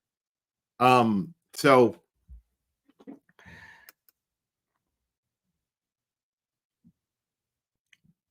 you guys are just throwing names out there. You guys are just throwing names out there. Never mind. It's not that important. The point being that it's not a reach to think that Chris Albert encourages this behavior from his kids and from his nieces and nephews. It's not at all a reach. And before John gets to the waterfall, it needs to be noted that Chris Albert sent John a text saying something to the effect of, if you don't come out here, I'm going to fuck up your lawn. Obviously joking, but the point being is that Chris Albert not only invited John O'Keefe to the waterfall when he walked into the D&E Pizza earlier that day with his nephew, but later gets a text from Chris Albert saying to come over to the waterfall. If you don't come out here, I'm going to fuck up your lawn. And coming off like he's joking and you know, inviting him. I mean, and maybe it was innocent, you know, maybe it was innocent, but the problem is John ended up dead. And the other problem is that Chris Albert lied about details of that night on the stand. So it's also not a reach at this point, knowing these things. It's not a reach to think that Chris Albert could have possibly and even likely lured John to the waterfall and if this was premeditated, had everything to do with it. Him, Jen McCabe, all had something to do with luring John. That's if this was premeditated and planned. Now, I don't know if it was, but I'm of the opinion that based on all of the lies that I've been hearing, that this was premeditated and planned. I don't think they planned to kill him, but I think that they planned on doing something. I think that there was an intention to, I don't know, teach him a lesson. This was already in place. Higgins sees a perfect opportunity. Brian sees a perfect opportunity now. Knowing this is just a theory, folks. It's just speculation. Brian Albert sees an opportunity here now, knowing that they were going to invite him over and probably teach him a little lesson, do something to the effect of hazing in some way, shape, or form, and then sees, oh, you know what? We don't have to do shit. There's already this guy who wants to whoop his ass. I'll tell my friend, you know, and encourage him, who's already fucking annoyed with him, to whoop his ass. This guy will do anything to impress me. So there we go. Problem solved. We'll just get this dickhead Higgins to be the guy to attack John. Kill two birds with one stone, and we don't even have to worry about it. So whatever we were planning on doing to haze John O'Keefe, well, then we could just knock that out and use Higgins to do it. You know, fuck it. But that's, again, if this was premeditated. Was it a surprise or a secret? Jen McCabe, Karina, and Karen Reed exit first. Chris knows Higgins and Brian stormed out. So what is he still doing here? Is he discussing it with John, coaxing him to go there and talk to them? Chris Albert heads to the men's room, using it before the walk home. John stands alone, with just Matt and Nick left chatting in the corner. He decides it's time to go and walks out of the Waterfall bar for the last time. Whatever John thought was up with the Bryans, he kept to himself. You texted John O'Keefe, you coming here. I did. And that had 3 question marks behind it, correct? Yes. A few minutes after receiving that text, John was severely beaten and would be dead in a matter of hours. There's certainly motive for Higgins to want to harm John. Absolutely. But what about Brian Albert? Why would he harbor negative feelings towards him? John and Brian Albert were both Boston police officers at the time, and Albert allegedly has a history of violence against other officers, perhaps because he was high-ranking and knew he had power over them. There were never consequences, not for Brian. If he had an issue with John, he may have wanted to address it, cop to cop, and put John back in line. But what issue could he have had with John? Asking that question, I remembered something that was said during the trial. John wanted to know if one specific person would be at the waterfall before he agreed to come. And now Kevin Albert. I'm asking myself why. I leave you with this. What, if any, communication do you recall in regard to who was there? What or if who was any? going to be there? With Mr. O'Keefe? Yes. Yeah, so I think at some point he said, who's there? And I said, my brother Brian. I said, Brian. And he said, your brother Brian? I said, yeah, Brian and Brian Higgins are there. And he said, where's your brother Kevin? And I said, I have no clue. Was there tension in John's relationship with Kevin that could have upset the Alberts? Now, I don't know about that. Microdust probably knows more behind that than I do as far as Kevin goes. Based on the fact that I don't know anything about that, I'm going to assume, this is my theory based on the things that I know. I know that Higgins has this tension with John. John is aware at this point that there was something going on between Karen and Brian Higgins. John was aware of this. John was aware of this because at one point, John had asked Karen if she hooked up with him, if she hooked up with Brian Higgins. He knows that they were awfully chummy at the Patriots party. They were awfully chummy, and this is at John's house, I believe. And then they have this. Karen walks Brian Higgins out. They have a peck of a kiss, as it's stated, but by both of them, that it's just a peck of a kiss. And then later, but this is off of the Ring camera. This is out of the sight of the Ring camera. But John asks Karen if they actually hooked up.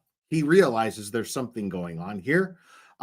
Mission accomplished, basically, because I believe that Karen used Higgins to try to elicit an emotional response from John, meaning an emotional response in the sense of make him realize that their relationship is vulnerable and to not take her for granted. She could go somewhere else. She could absolutely seek affection somewhere else because somebody out there is going to be willing to give it to her. So I think that she was trying to relay this message to John through her actions, and John, mission accomplished. John talks to her about it, and then what happens? The communication between Brian Higgins and Karen Reed goes dark. Then it picks up again at the Waterfall Bar and Grill in the footage that we just saw. So I'm of the opinion, because I can't imagine what the deal is with Kevin Albert. I'm of the opinion that that's something there, but I'm wondering if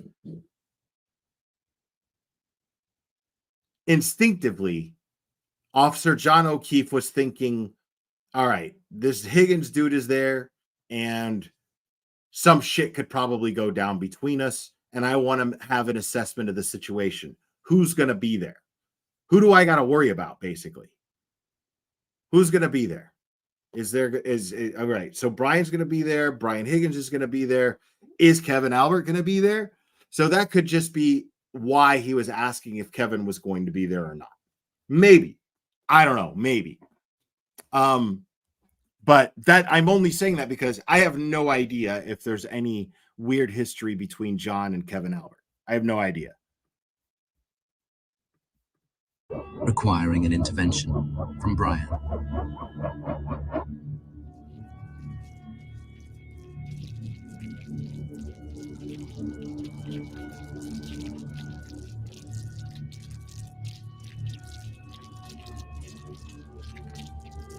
Great video by Microdots, man. Fantastic as always.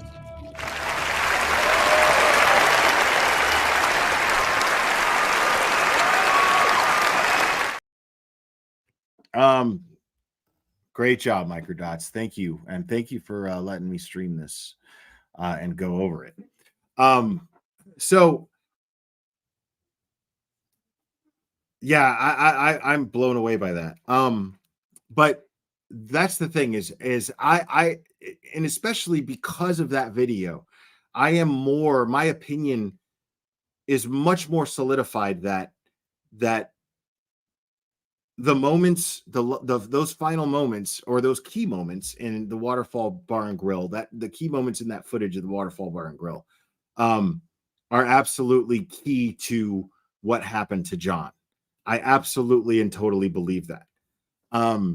And I think it's really, really important that we don't lose focus on that.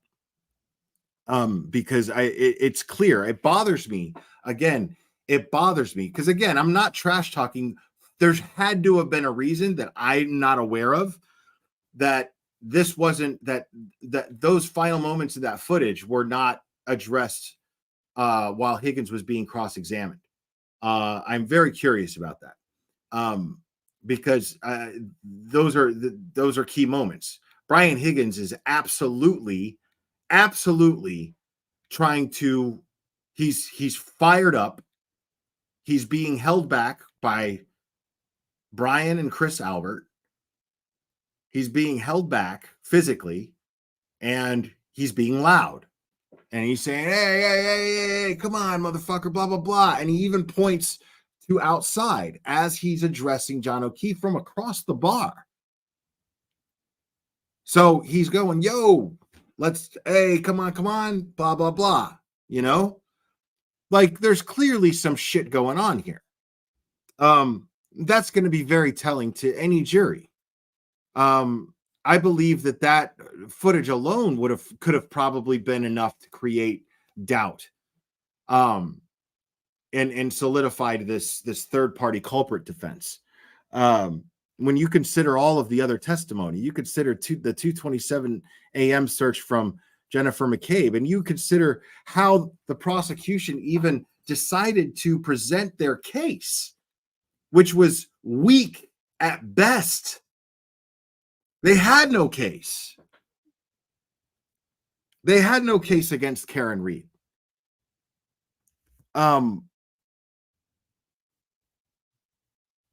So it's fascinating to me. It's very, very, very fascinating to me that footage wasn't used during cross-examination.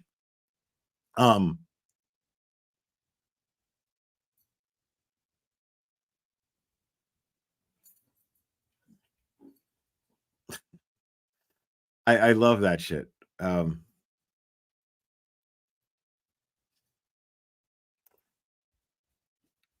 Yeah, Microdots, you don't need to explain. I mean, do what you want. You're free to do what you want. That's why you have a wrench. But you know, fuck these idiots. Like, if they choose not to listen, then they choose not to listen. Fuck them.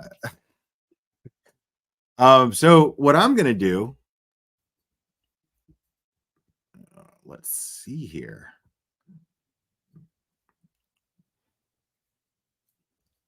Since I got 1,000 of you in here watching right now, and make sure to hit the like for me, guys. I'd really appreciate it.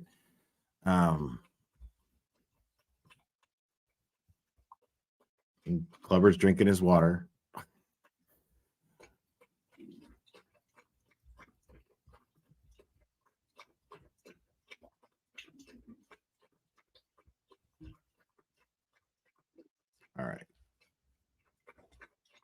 So let's do this, folks. Give me a call if anybody wants to talk.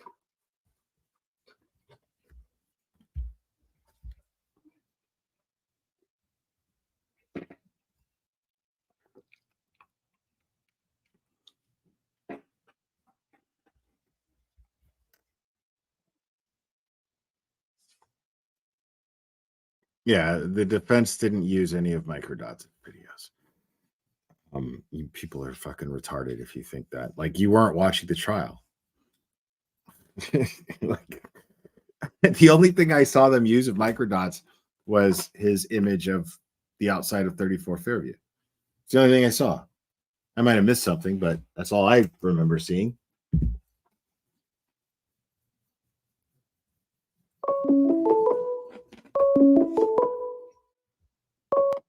Call from Lucy.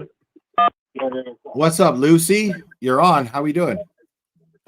Hi, I'm calling about the show. Right on. Yeah, you're on the show. What's up? I have so many questions. Now, I have been saying the same exact things that you have been saying forever. Okay. Starting with. Oh, I have to turn you down on my TV. Yeah, you should do that. Honestly, the secretive, but the text messages and then the bar is crazy. Yeah, I mean, it all lines up to a pretty circumstantial case, doesn't it? Exactly. And I've been saying this for a long time. Oh, no. Right. And why are we blaming the Massachusetts State Police and the Norfolk County DA's office? Well, it's because they didn't fully investigate. It's simple. Yes. And now I don't live in that area of the state, but I live in a different area of the state. And now my question is, I have a neighbor 2 doors down that is a Massachusetts State Police, and I've been trying to find him. He will not talk to anybody, because I just want to know, do you know any of these people? And he won't even talk to anybody in this town. Okay. Yeah. And I'm like, why? You must know them. Well, are you asking why they won't conduct an investigation? No, I'm just curious as to where they're going to go with this. That's the only questions I would ask. Yeah, I'm confused. Who are you saying won't go talk to these people? I have a neighbor, a state police neighbor. Oh, well, because they already have they're, first of all, your neighbor's not in charge of the investigation. That's why. I know. And second, because they already have someone in custody and on trial for it. So they're not going to intervene and go, well, we're taking over. You got it wrong. You know what I mean? And because the thing is it's the Massachusetts State Police. Well, I'm sorry, it's the Norfolk County DA's office that has the final say over who is indicted on this. And their decision was Karen Reed. So that's why your neighbor's not going to go and talk to anybody. No, well, I'm also, I watched LTL earlier, and I saw the retired trooper conversation. But how do they try it again with all these cops being on trial now? Oh, well, they're not on trial. They're under investigation. But yeah, that is a big concern, because those same investigators are in charge of other open investigations that this is going to affect, and that's a very, very scary thing. Yeah. But all right. Well, thank you for calling. I want Lucy. to say thank you. Well, thank you for having me. I've been watching. I've been very silent on the chat. I'm sorry. I'm not very good at the keyboard. No, you're good. Right on. That's fine. Enjoy the show however you want to enjoy it, man. Right on. You guys do your thing. You're doing great. Right on. I appreciate you watching, Lucy. Thanks for calling. Have a good one. All right. Bye-bye. Bye. Call from Gene. Gene, the Glare calling machine. Oh, Lucy. Good old Lucy Doocy.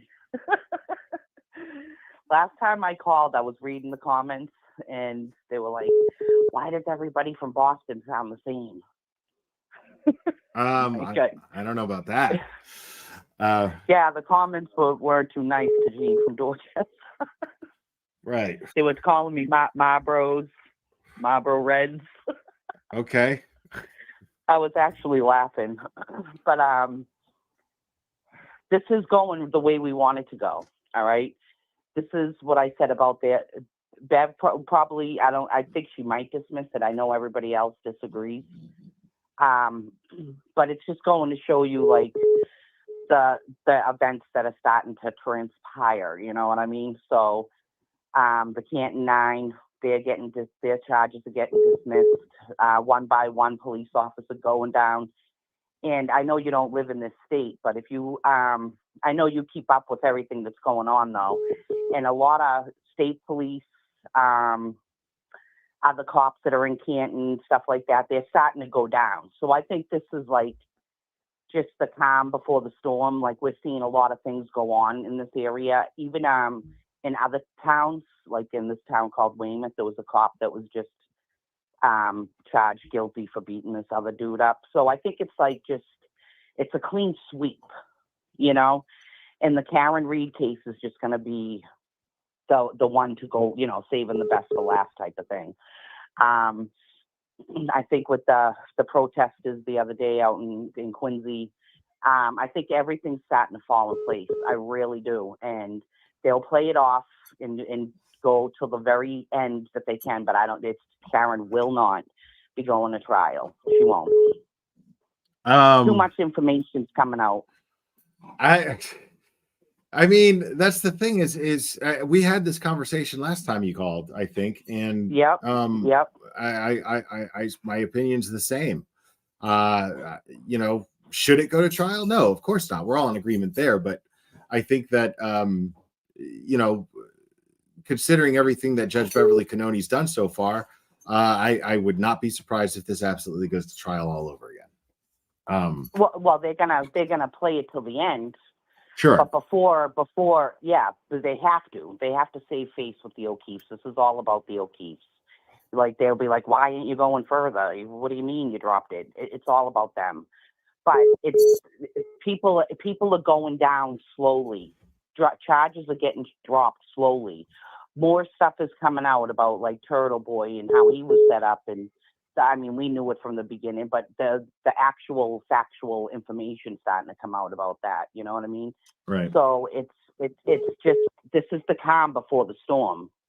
I'm telling you right now, before Christmas, people are going to be getting arrested. You know, and it is.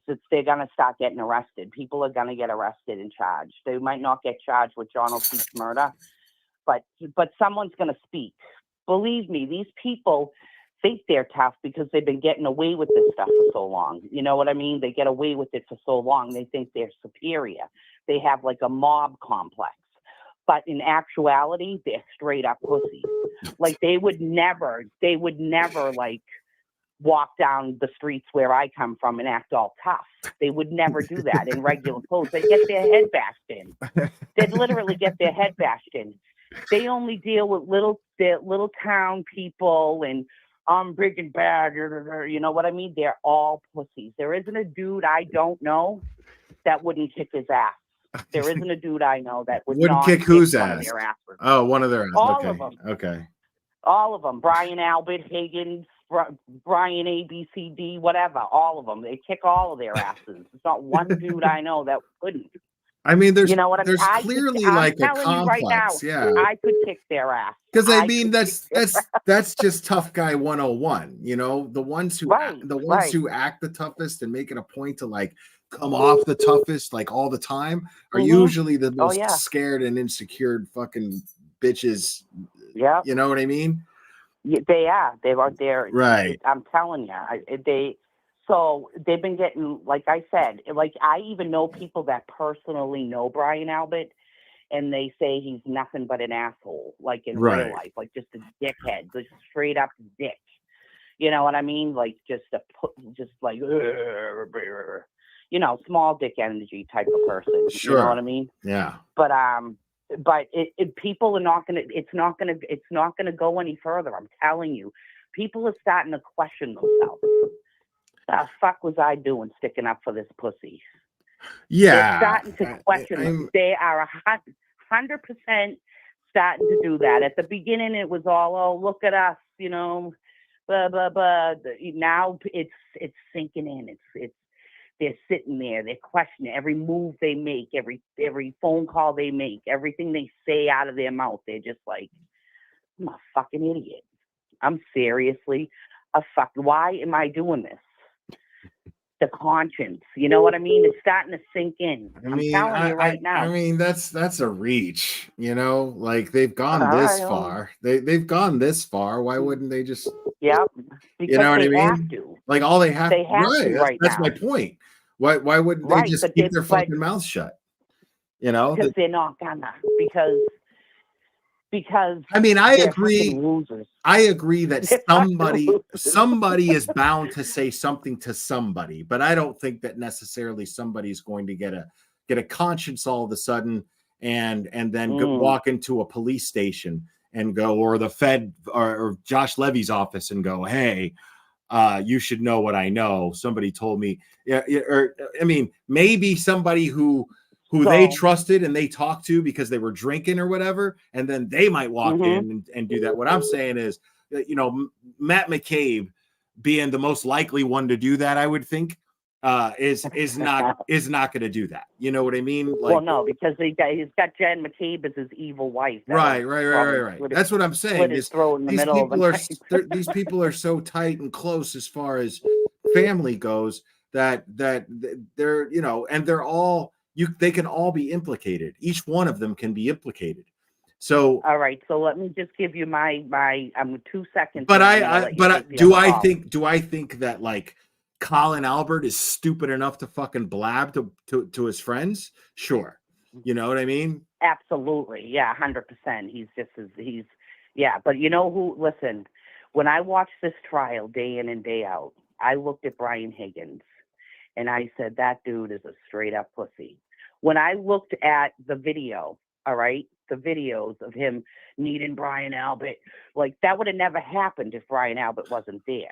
You know what I mean? Right. It would have never happened. He's the type of dude that needs 5 dudes behind him in order to do anything, all right?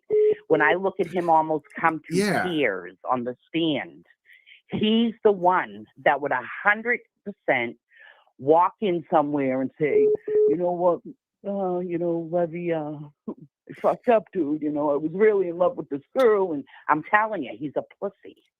I see it all over his face. I don't think he's got too much to lose. I don't think he's gonna do that. I do. Something's gonna come up with that dude. Mark my words. I see it all over his face. I mean, I totally think that he's the most guilty party out of anybody. He had the motive. Absolutely. Oh yeah, he definitely started the whole shit. Right. Definitely. I mean, but he wanted Brian and everybody else to clean up to finish him off, because one-on-one John probably would have kicked his ass. Because we can't minimize the fact that we saw video footage of Brian after knowing everything about these text messages and everything that was going on between Brian Higgins and Karen Reed. We can't deny the fact or even minimize that we saw video footage. We just watched it. Video footage. Yeah. Security footage of Brian Higgins trying to coax John O'Keefe into a fight. Clearly. Yep. And I can just tell by the way he stands there. I don't know how many times I've been in bars in my life and seen the same kind of losers do this shit. You know what I mean? Come on. It just, oh, you won't go punch him in the face. Oh, you won't. No, I will. You won't. You know what I mean? Then someone says, I'll fucking do it. You know what I mean?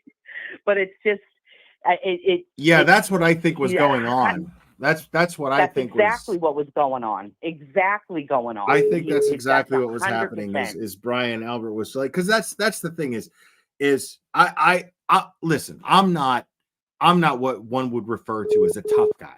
You know what I mean? Like, I'll stand up for myself Mhm. and I'll hold my own or whatever. But I've lost more fights than I've won. You know what I mean? Right. So, Yep. but Mhm. and normally it's because I'm backing up a friend of mine. You know, normal. Right. 9 out of Right. 10 times that's Yep. usually what's happening. Yep. And like you know, there's one occasion that I got into a bar fight, and the friend that I was with, that it's night and day. I'm the guy that's trying to reason and go, what the fuck is your problem, dude? Blah blah blah. I'm that guy. A real fucking tough guy, a real one who, like, most of the time are pretty fucking reserved, right? Yeah, And they are. don't Yep. talk a house of shit. Nope. And so Nope. when I They was just choke you out. doing blah blah blah blah blah, my buddy, fucking, before I even knew it, just rolled up on his buddy and fucking elbowed him in the fucking nose. And that's, I mean, they don't talk, they just act. Yeah. Yep.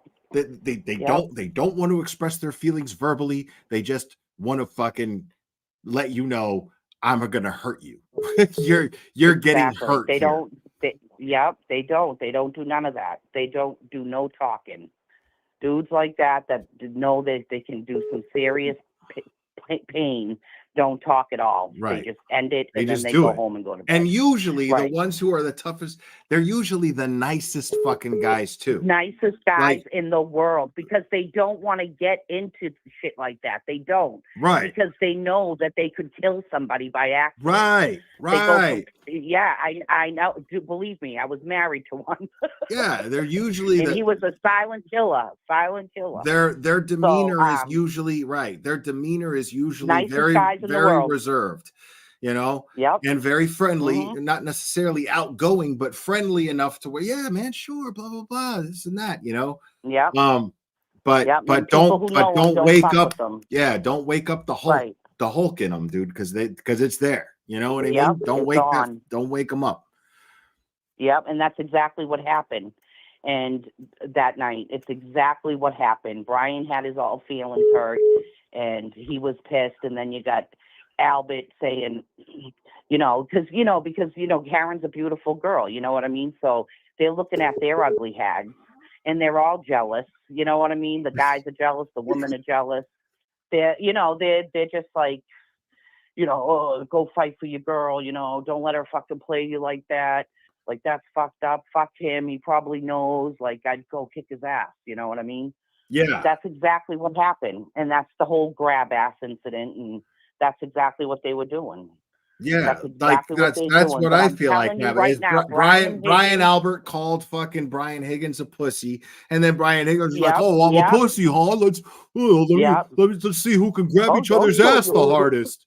You know, like, I'll show you who's a fucking pussy. right. That's totally what fucking happened. We just watched it, dude. Like, don't tell me that's not what fucking happened when I just fucking saw it happen, dude.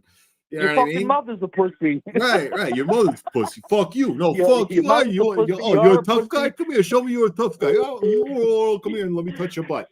Like, it's so You're all fucking fucking pussies. It's so closety gay.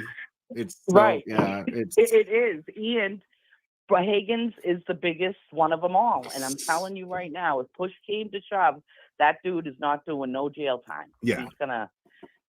He'll say, I'll tell you everything. And Yeah. I'm telling you, the feds are like, coming. if you And looked before Brian Christmas Higgins in the time- eye, and was like, listen, bro, I know that you, Right. Why do you I think know he's that you single with wanna, no- I know you want to suck a dick, dude. I know you think about it, bro. Yeah, you know what I mean? does. You know what he's gonna And do? that's- yeah. He's gonna get mad. He's gonna get mad, and he's gonna Right. fucking hit you, bro. Or he's gonna start or try to start a fight with you, but it's only because he's mad at the fact that you just pointed out something very true about him. You know what I mean? Like, Right. as soon as the thought of a dick going in his mouth, his dick moves, he gets mad. He's, hey, wait a minute, that's not supposed to happen. And then he fucking starts, you know what I mean? That's Brian Higgins. Brian in a nutshell. Albert's like, Yeah. Brian Albert's like, whose dick do you want to suck? John's or fucking Karen? Right. Yeah. One dick, two dick, Yeah. three dick, four. Higgins is totally like, oh, don't ever point out the fact that I think about dick in my mouth sometimes. Like, he's totally that guy. Now I really gotta show him a man. Right. I gotta prove it. Come here. No, anybody. Wait, hold on. Let me put my knee on your dick for a second, real quick. There we go. Hold me up. Okay. The cops are coming. Okay. Like, dude, that's not nobody's fault that you're upset that you're gay, bro. That's nobody else's fault, bro. Right. Why is somebody got to die over it? Because you can't handle your own thoughts, bro. Like, it's okay. You live in a blue state. It's 2024. Like, dude, people will throw fucking parties for you, bro, just for coming out. Like, be brave. It's okay. Look at poor Vito in The Sopranos. Look what they did to that poor bastard. It's crazy. Right? It's insane. I'm gonna take this next call. All right. All right. You have a great night. All right. You too, Gene. Thanks for calling. All right. Bye. Bye. Call from Laura. Nora, you're on. Oh, good. Thank goodness. Hi, this is Laura. I'm in Scottsdale. I wanted to say two quick things. First of all, the other night when you were sharing the story about going to the gym and having the anxiety attack, I was completely glued to the TV. Tears were rolling down my eyes, and you described to the T exactly what had happened to me 3 nights prior at a comedy club. And for the first time in my life, I'm like, somebody totally gets it. Wow. And you just really inspired me. And I even made up with my son, who I haven't talked to in a while. And I wanted to say thank you so much for that. Oh, no problem. Yeah, I understand. I'm not a mental health professional in any way, shape, or form. Like, if you have these issues, I do recommend talking to a mental health professional. But I'm not a therapist. I'm not licensed. So just know that. What I was trying to say was that you articulated it in the way that I've been trying to explain to other people for so long, and I never could put the words together the way you did. Isn't that what's fucked up about it, though? Is like, yes, I was there with you. Because you already feel crazy, and the fact that there's no way to understand it. Like, you're sitting here, you're like, okay, I'm fucking scared out of my mind. Well, what are you scared of? I don't know. You sound like a crazy person. Exactly. And in a way, it's kind of crazy. You know what I mean? It's fine. I feel like it's crazy, but the thing is I just deal with it. You know what I mean? Like, that doesn't mean that it makes you any less of a person than anybody else. When I say it's crazy, I don't mean it in a dismissive sense.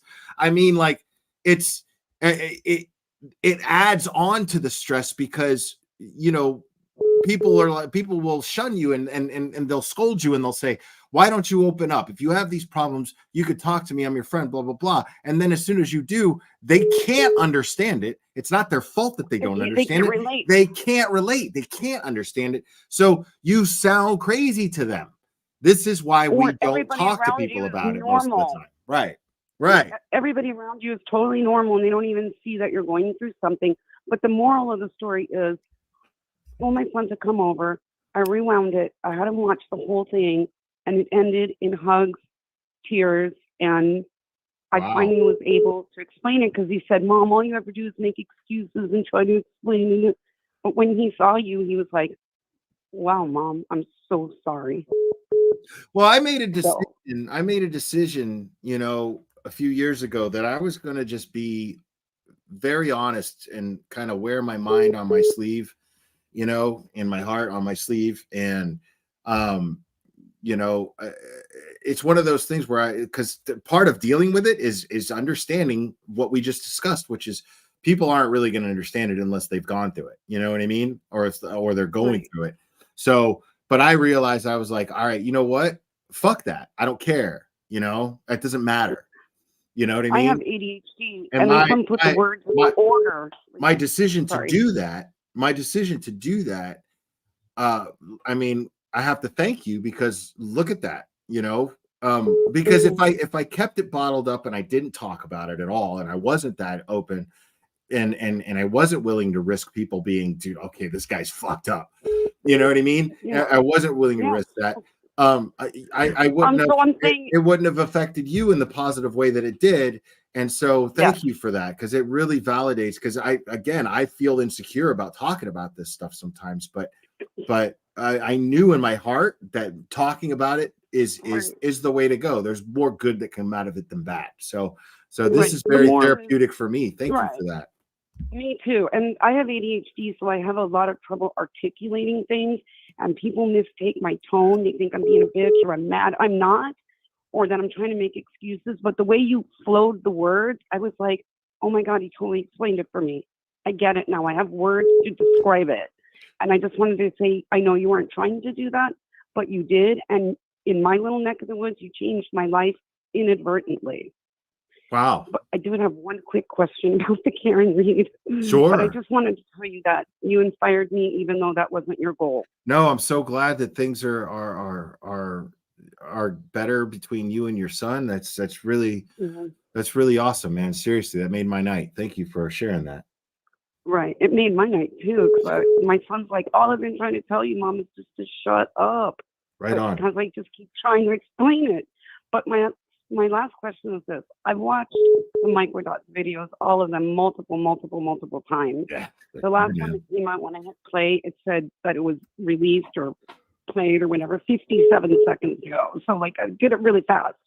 But I rewatched the first one after a really long time, and I never noticed that there's these flash pictures like super fast of like Chloe, and then the crime scene, and then these cops lined up with glasses, and I never saw it before. It happened so fast, and I'm like, why didn't you show that a little longer? Is it supposed to be that way? Is it subliminal? What does it mean? Yeah, I'm sure they were put there to be subliminal. I mean, that's just Microdots being super creative and awesome. You know what I mean? I love it. Yeah. The idea is, I mean, good art is what? It's thought provoking. You know, that's the difference between. I just want to say kudos. He's brilliant. Yeah, absolutely brilliant. Yeah, if it's thought provoking, then it did its job as a piece of art. And Microdots is constantly provoking thought, and it's great. Right. And the new guy that's out, Flipperhead, is he really? Jesus Christ, Microdots! I should be giving you money, dude. Don't give me money. I should be giving you money. I just think together what they could create. But I watch you religiously, and I thank you very, very much. And you inadvertently really helped the gal out, whatever it is, you paid it forward. You know, you somehow touched somebody. So we do have to be careful of what we say, because that can have the opposite effect. And you said something really heartfelt and kind, and it just happened to touch me. Right on. No, yeah. I mean, all I was doing was just being open about my own experience. That's all I was doing. You know, very genuine, very genuine. But the fact that like it somehow reached out and touched you in that way, that's very, very it's very encouraging, to say the least. I'm very grateful that you should write a book. If I didn't have ADHD, then I might actually start that task. But since I do, I'll probably never finish it. Get Aiden to write the book. Just talk into a tape recorder and let him put it into words. But thank you so much. I don't want to hog up the phone for. Oh, you're good. No, thank you for calling so much. I you have a fan for life. And Miss Shorty and I are getting together doing. I'm gonna help her mail some stickers. I'm really trying to be very supportive for everybody. And I think you all are wonderful. You make a really great network. And last but not least, I don't feel guilty when I light up a cigarette and I watch your show. Oh man, yeah. Whoops! I outed myself. Don't feel guilty about nothing. Man. It doesn't bother me. Yeah. That's. I mean, again, I decided I was just gonna just not hold back and not stifle myself in any way, shape, or form. I if I was gonna do something like this, I needed it to be totally honest, and so far it's only worked out for the better. So I'm really grateful, and thank you for that reassurance, man. It's amazing. I'm so glad that you got something out of that. That it's crazy. That's wild. Thank you so Since much for you that. had a positive, since you had a positive effect on me, I wanted to try to have one on you. You did. So No, thank you very so much. much. And That means the world to me. Thank you for calling and let me know that. well, bless you, and may it be easier for you to get through the next one.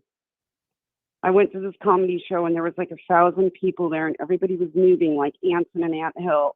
Everybody was heading in the right direction, doing the thing, and they were packing people in. And all of a sudden, like, I got tunnel vision, and my first thought was, what if they yell fire? And what am I going to do? And I started panicking, and I just bolted to the door. Yeah, it really sucks when that shit happens. Yeah. It really And then fucking sucks.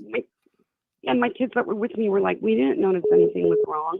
And I was like, I was freaking out. Yeah, They didn't even because know. it's because you also become a fucking Oscar-winning actor because you're sitting there. Yeah, like you guys would never know it. I could be on the verge of fucking suicide. You guys would never fucking know it. You know what I mean? Not that I would get to that point. What I'm saying is just, years, like finally learning how to manage depression and anxiety, like after being on this planet for almost half a century. It took that long, and I'm still, struggling with it, like still, because that was the whole point of that story, was the fact that, like, I found a way to manage it. And then when that one place it was like the nexus of the universe. I didn't know what to fucking do. I was like, how am I going through this in the one place that I depend on in order to manage it? I never even counted on that possibility, which, and right. I went to go see Craig Robinson so I could laugh.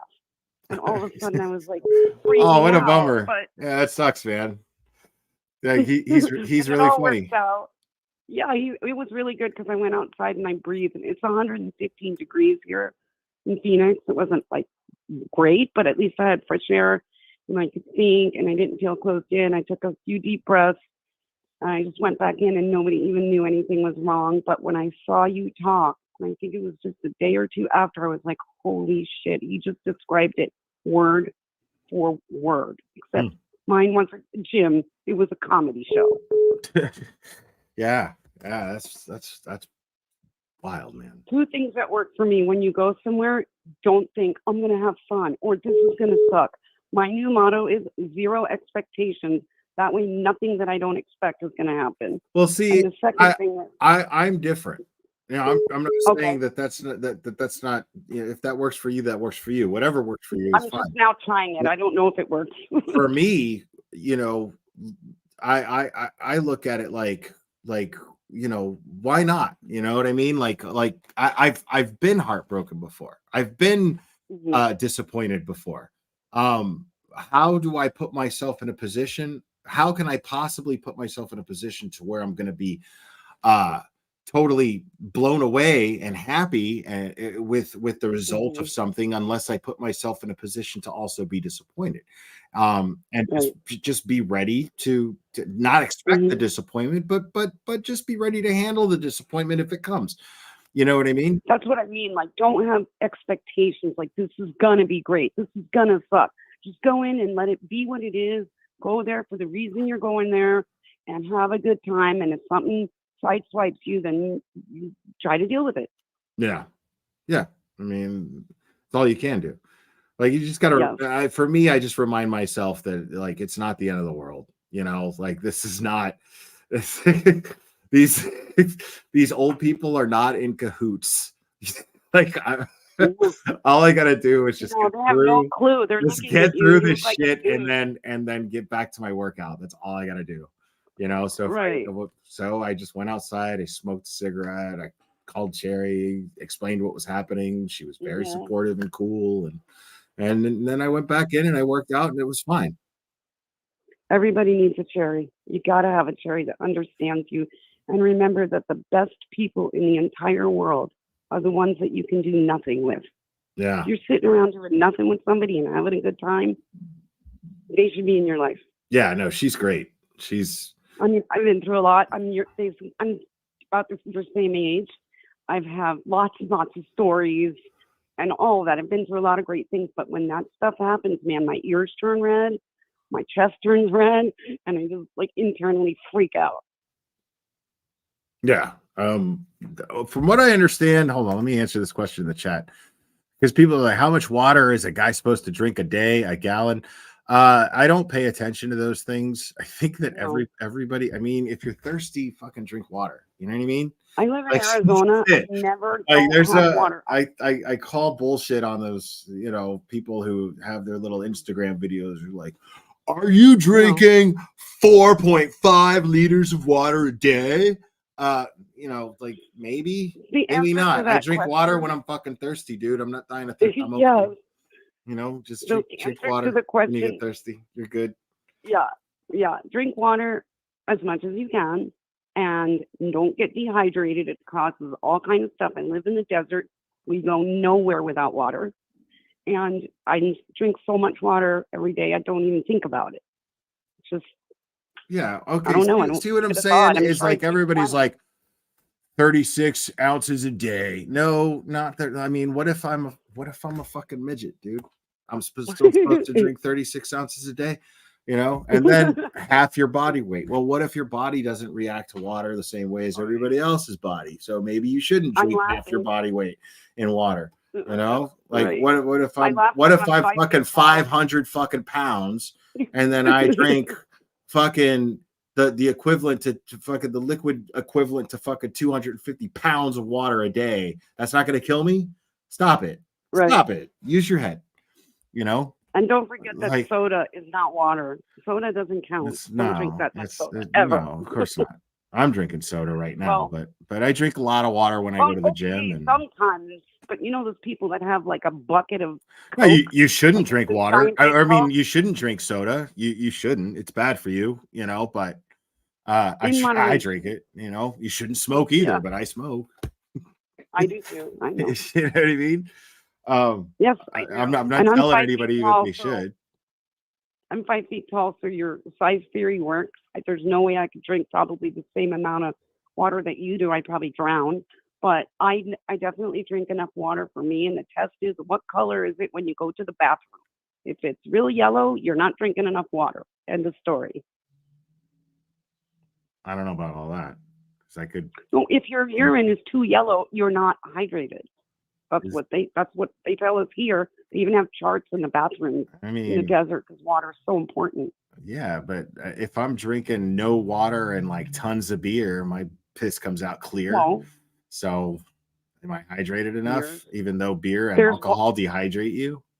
See what I'm saying? No. I just don't pay attention to There's that shit. I water feel in like whatever beer. you're supposed to do, like talk to your doctor, and your doctor, whatever he says about your body, he'll recommend what you are supposed to drink and what you're not supposed to drink, and that's Right. it. Like you can't But just eventually generally it won't throw be clear. you can't just throw shit out there and say everybody needs to do this because everybody's built differently, man. You know what I mean?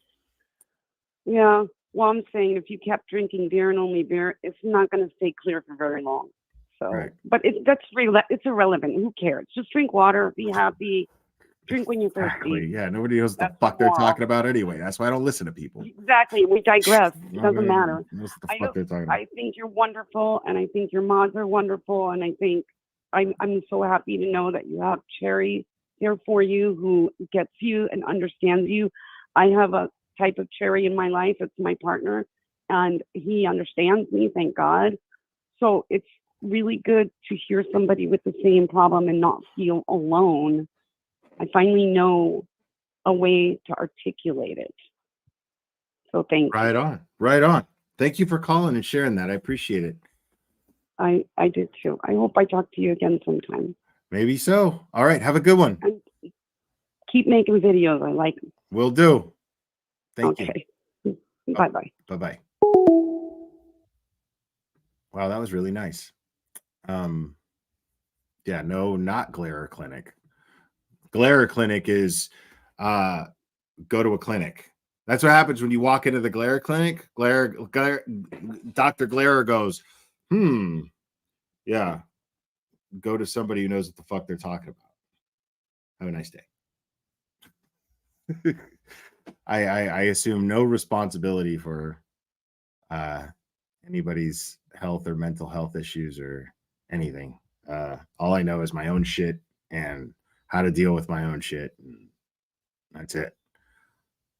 If it helps you in some way, awesome.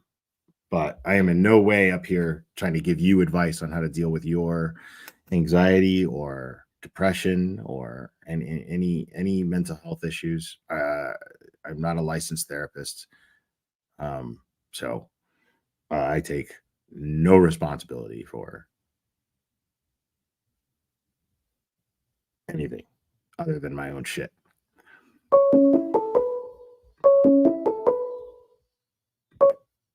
Call from Kelly Kell. Kelly Kell, you're on. Hey. So I have a question that I don't have anyone to ask this to, so I want to pick your brain about it. Okay. So when Brian Higgins was on the stand and Alan Jackson he said, like you told basically like you said in this other hearing that everyone's scared of Brian Albert and things like that. And when he said that, I was like, that's really not, I felt like that really wasn't good for Brian Higgins. And like, I was wondering, like, do you think, like, I would imagine Brian Albert is probably pissed that Higgins told the feds things, right? I mean, I would imagine so, you know, but I would imagine that the two of them I would imagine that Brian Albert is aware of what anybody is saying to anyone. I believe that he and Jennifer McCabe are in full control of the entire situation, and they're the ones keeping everyone in line. That's my opinion. And you know how people have been saying, like, or I don't know if I'm sure you have, like, people are saying he's out, but like hiding. Why would he be doing, like, why would he be doing that? To avoid the press, to avoid people like Turtle Boy. Yeah, you know, I mean, that's what I would say. The less said, the better. I mean, if you're law enforcement, right? If you're law enforcement, and you're going to know that the less someone tells you in an interrogation, the better for them. It's worse for them the more they talk. They can use whatever they get out of you. They could, a prosecutor can twist it around, whatever, and use it against you. But I would assume that they understand that the same could work with the court of public opinion as well. So, you know, you're out there in the public and you're giving interviews, or you're talking to somebody like Turtle Boy who approaches you and and starts asking you all these questions like, you know, did you tell Jennifer McCabe to Google how long did I hold at 227? Asking hard questions like that. Why did you get rid of your phone? Blah, blah, blah, blah, blah. Where's Chloe? That sort of shit. You know, if he starts going, fuck you, blah, blah, blah, and he still doesn't even say a word, anybody who's a journalist can take that and be and write a story and go, look at this guy and how he's acting. Does that sound like an innocent person? Blah, blah, blah. So if you're going to avoid that altogether and just stay out of the public eye as much as possible, well, then you're less likely to be able to give someone ammunition, any member of the press ammunition, to be able to twist your words around or make anything, because the court of public opinion obviously already is what the fuck is up with Brian Albert and why is he so fucking dirty? You know? So, you know, no matter what he says, there's going to be people who are going to look at anything he says and twist it. Now, there are those of us who feel like he's guilty of something and might still have common sense and go, hey, well, that doesn't mean what he just said doesn't mean what they're implying it means. You know, I can do that, but not a lot of people can do it. Not everybody can do that. You know, a lot of people are just looking at somebody who they think is guilty of something, and then they're going to take everything that they say and find something nefarious in it. So yeah, the best thing to do is just avoid that altogether. It's just the smart play. Otherwise, just Chris, right? Like, who just was like out there like yelling at phones, you'd just be like Chris Albert, right? So I guess that mean, makes sense. right. It's bad enough. I mean, you look at Chris Albert, and Chris Albert, that's the thing, is that's perfectly fair. Because I've sat up here and I reviewed Chris Albert acting the way that he did in front of CF McCarthy's towards Aiden. I reviewed that, and I'm just like, this is a guy who claims to be a selectman, or is a selectman. He's a selectman. He's a small business owner. He's right in front of his own business, and he doesn't seem to give a shit about the image, about his image, about the image of his employees. He doesn't seem to give a shit, and that tells me that he is somebody who is absolutely capable of not giving a fuck about how his actions and what kind of repercussions they may have, So that makes him, in my eyes, someone who's perfectly capable of covering up a murder, right? Why not? You know what I mean? Like, this is a guy who we just saw behave like a fucking Neanderthal, and with no fear of consequence in front of his own business. Like, he wasn't afraid of losing customers. He wasn't afraid of being arrested. He wasn't afraid of anything. Yeah, and I think more importantly, he wasn't afraid of Turtle Boy, who he had Turtle Boy arrested for because he felt so intimidated by Turtle Boy, apparently. But where was the feeling of intimidation there in that footage? But go ahead, sorry. No, I think that's a good point. That's something I don't get too, because like Brian is the one that's supposed to be a fighter, but he seems to be the one that's like, I don't know, like a lot quieter, or like being a lot quieter. And I feel like the same with Higgins too. And like, well, it goes into what I was saying earlier with in talking to Gene about is Brian Albert it seems like more of a doer, less of a talker. And those are the ones you got to watch out for. Those are the ones you got to be scared of. That makes sense. Okay, those were my two questions, so that's all I got. So thank you. Oh, thank you for calling. Appreciate it. All right, bye. Bye. Wow, some great callers today, man. Awesome.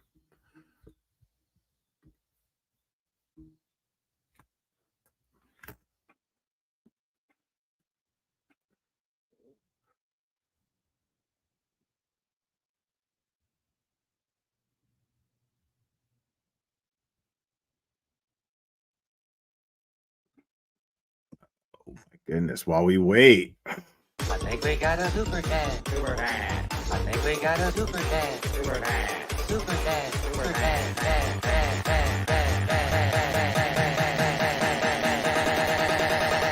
I think we got a super chat. I think we got a super chat. Jamie Fearing, thank you so much. People like the McAlberts are the reason I got into veterinary medicine. Did Clubber get his second steak yet? Actually, yes, he did 2 nights ago, I believe. I haven't had a steak. When I get steak, Clubber gets steak, but I'm actually like dieting, and I'm actually doing really well with it. Like, I know I've talked about doing it before, but I've actually been doing really well with it. And I am, if I seem less, bouncy and and hyper, it's because I'm fucking lightheaded from not eating. Dieting sucks because I love to eat and I love shitty food. I'm a big fan of it, but I actually want to burn fat. And so it's challenging. It's challenging, but I promise you, when I get a steak, which I will give some to Clubber. I always do. Call from Michelle from Montana. Michelle from Montana, you're on. How we doing? Hello again. Quick question. I've been trying to figure it out in the chat, and a lot of people have kind of been helping me, but the proffer for Higgins. Oh, God. Okay. That's my question. What is your question? Wasn't there a proffer he did? Or am I Apparently. mistaken? No, the proffer was mentioned by David Yannetti during a pretrial motion hearing. The thing is nobody really knows what the proffer was. Nobody knows anything about it. That's all we know about a proffer is that David Yannetti mentioned it. That's it. So it could possibly be that he gets favors or he gets not in trouble for certain things. Is that right? I mean, that's a question that I would direct to Sean McDonough. Sean McDonough is a retired federal agent. He's very knowledgeable. He's going live day after tomorrow. I'm really looking forward to that live. So I would bring I would bring that up in his chat and ask him. But he's given some very, very insightful speculation on the proffer that Brian Higgins may or may not be involved with. Can you explain maybe to me a proffer for us dumb people? Because I'm kind of confused. I'm one of those dumb people too. As I understand it, a proffer is an agreement to where somebody has something to offer and bring to the table, and they get something back that the law enforcement agency that they're speaking with is within their power to give them. So it's very general. It's very broad. It doesn't. Right. So if you're looking for me to tell you, oh, well, got a deal for immunity, I can't tell you that because it may not be immunity that they exchanged. Who knows? He could have exchanged, who knows? I have no idea. Can it come out in the second trial if there is one? It's still possible for it to come out in the second trial only because the same decisions that were made as far as motions being filed in the last trial, since that trial is over, everything's on the table again until motions are filed and then the judge rules on them. So it's on the table until it's taken off the table for the second trial. Oh, that's amazing. Okay, that's awesome. I like that. Thank you so much, and you can get to your next caller. Thank you. No problem. Thanks for calling. Bye-bye. All right, bye-bye.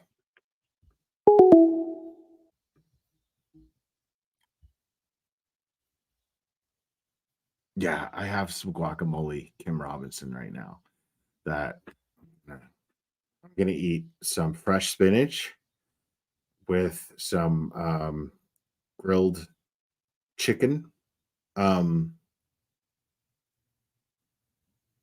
like little sliced grilled chicken, very little of it.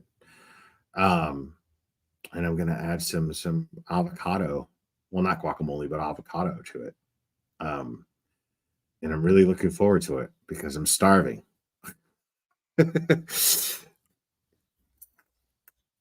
Oh, and I got some shrimp too, because shrimp is like just all protein, no fat.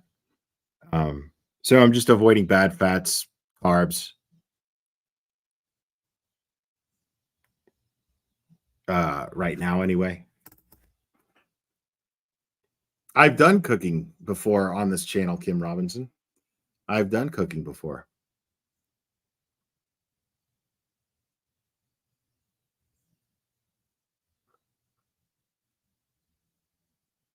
But my kitchen right now is not kitchen that I have where I live is not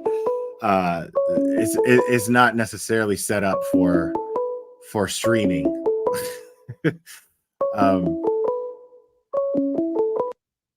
Call from Tamara. You're on, Tamara. How we doing?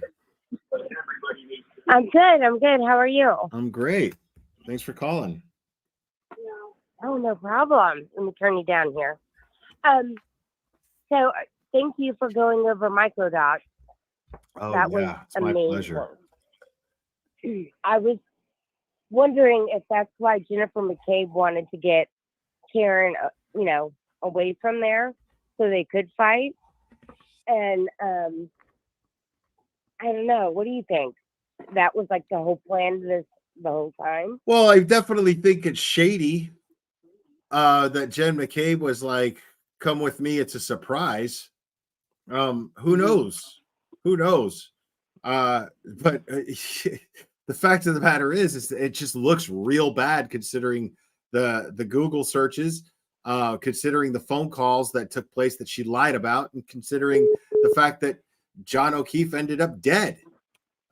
So her, saying to Karen, who's now charged with John O'Keefe's death, "Come with me, it's a surprise. I'm not going to tell you it's a surprise." That's pretty shifty. Well, I was rewatching some of the hearing, and I was wondering if that was what Mr. Jackson was trying to elude her with, like, so you were trying to get her alone. You were trying to separate her. Yeah, he was I thought he was just trying to get the jury to hear that. He's trying to plant little things in the jury's mind. That's just what any lawyer would do. right. I don't think that he expected her to go, to have a Perry Mason moment and go, "You know what? Fine." You know what I mean? Like, she's not going to do that. So what I think what he was doing was trying to just plant certain ideas in the jury's mind, get her to react, to elicit an emotional response from her on the stand, and let the jury see it. Every decision that a trial attorney makes, make no mistake about this, every decision that a trial attorney makes is based on how the jury perceives it. What the jury sees, hears, and how they perceive it.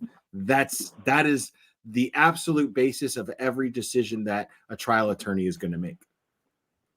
Well, when I was 22, I got called up for jury duty, and I just moved to Prescott, Arizona, and it ended up being a double homicide. And when they're asking you all these questions and they're stating it's going to be like sex and drugs and, all the mess. And I got picked for the jury, and I was kind of like excited, thinking I'm doing my job, Well, here comes the defendant in a walker. I was like, oh my gosh. So she killed 2 people and the dog, and she's in a walker. She was like 100 years old. It was the most insane thing I'd ever gone through in my life. And I don't ever want to have to go through that again. So was she guilty or not? She wasn't? It ended up being 2 hung juries. Our jury was hung, and the one right after. Oh, okay. But yes. Did you think she was guilty? You can tell us. No, I thought Barney Fife had investigated, the crime. But there's a book. Her friend wrote a book that kind of like had all the story in it, and then that's how she was outed, pretty much, because she told him everything. He wrote a book. It was just insane. I couldn't believe it, but yeah, there was some pretty cool cats in that hearing. But wow, totally understand. Thank you for your time tonight. Oh, thanks for calling. I appreciate it. Bye-bye. All right, bye.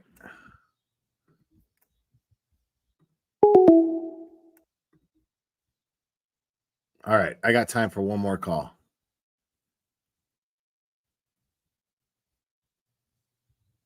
Yeah, I mean, that's always funny to me, like, because I'm the guy that if I'm watching a trial, like one that's televised, and then that person walks in with like an oxygen mask and in a wheelchair, you know what I mean? They're just rolling in a wheelchair and an oxygen mask. I'm like, that motherfucker did it.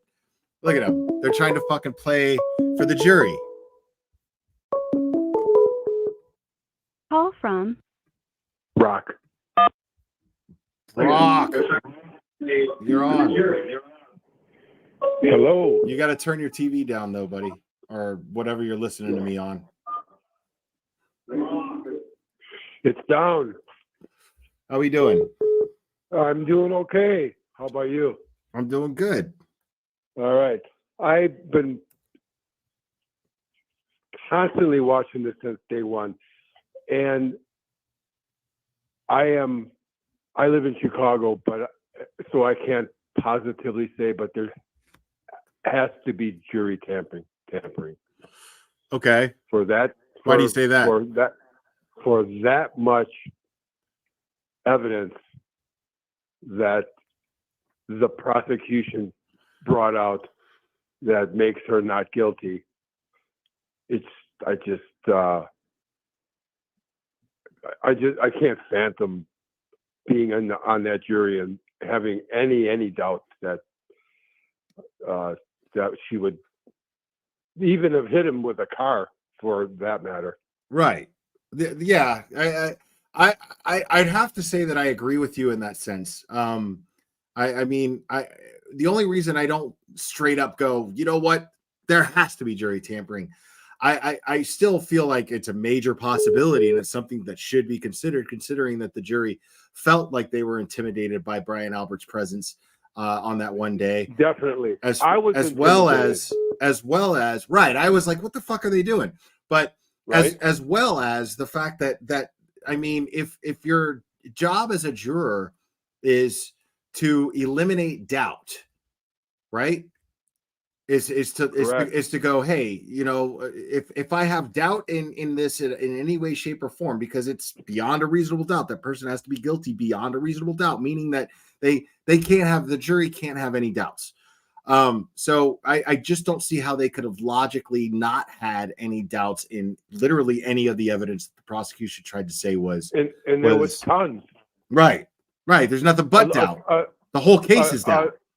A grade school kid they could have had a jury of grade school kids and they would have said she wasn't guilty. Totally agree. If you tell these grade school kids, or at least the good students. And then when I heard about this, you tell the good students, you say, hey man, listen, if you could find a reason to doubt what this is, then you have to vote not guilty. That's the rules. Yeah. They're going to do it. When I heard about Fanning being by them all the time, I'm like, there's no doubt. So I hope they check into this, and I know you got other calls probably. I hope they check into this in the months coming up.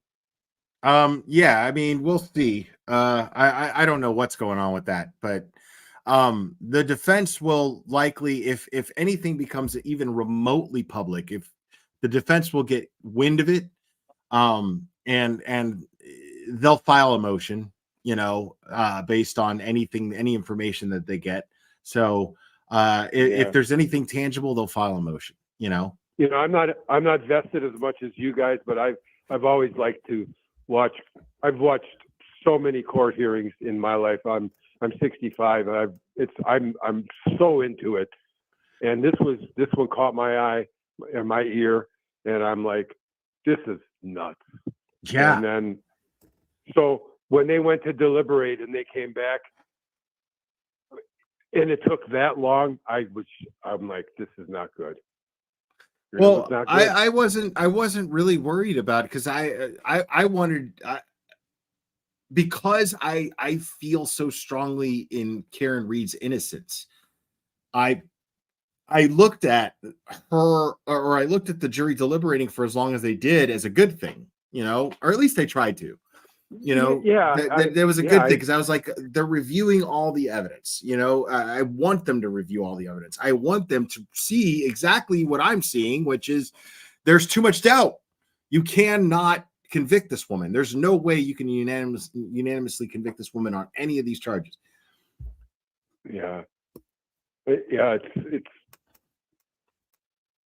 it's such. I feel so bad for her.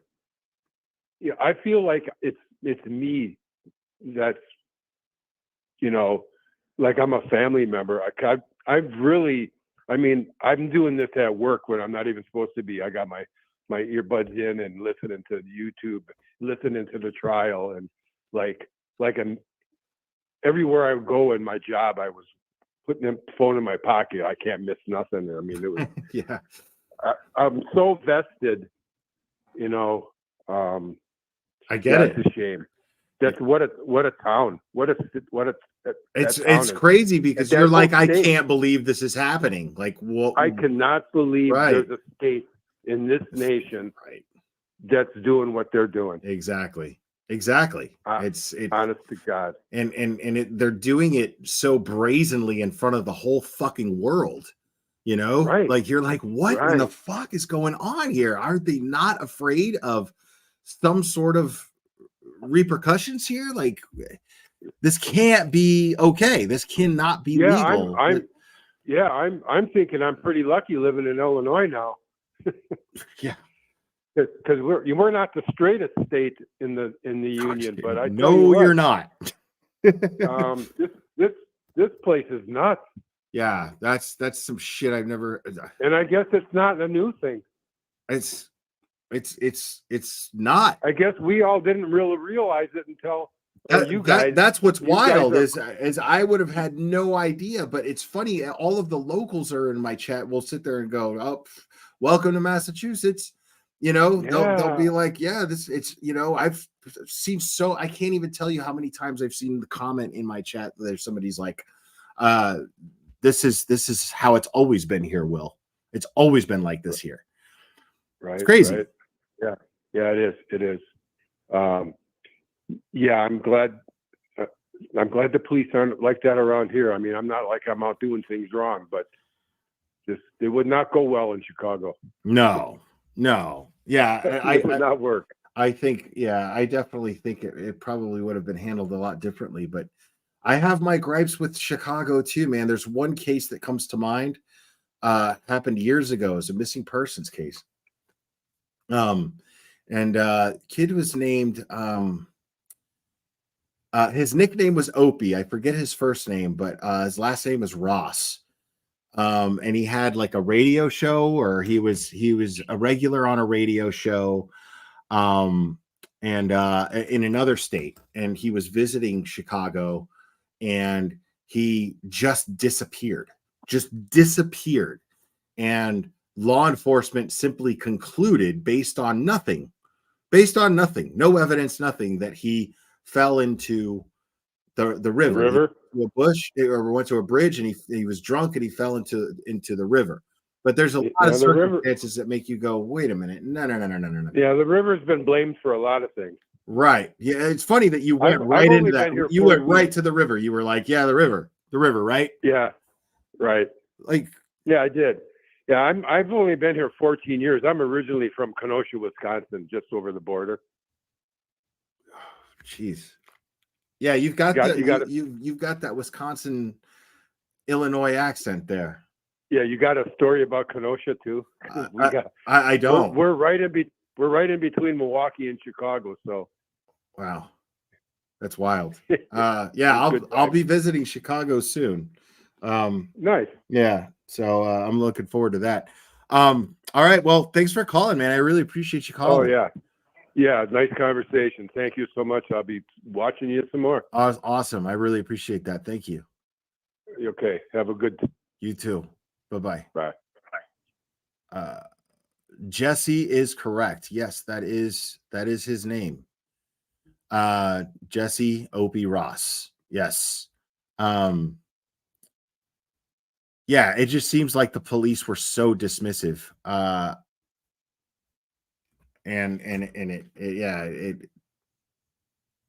Opie and Anthony. No, not that Opie. He was a redheaded young kid, and so they called him Opie, like as in, Opie from Andy Griffith, Ron Howard. So that's how he got the nickname, as I understand it. But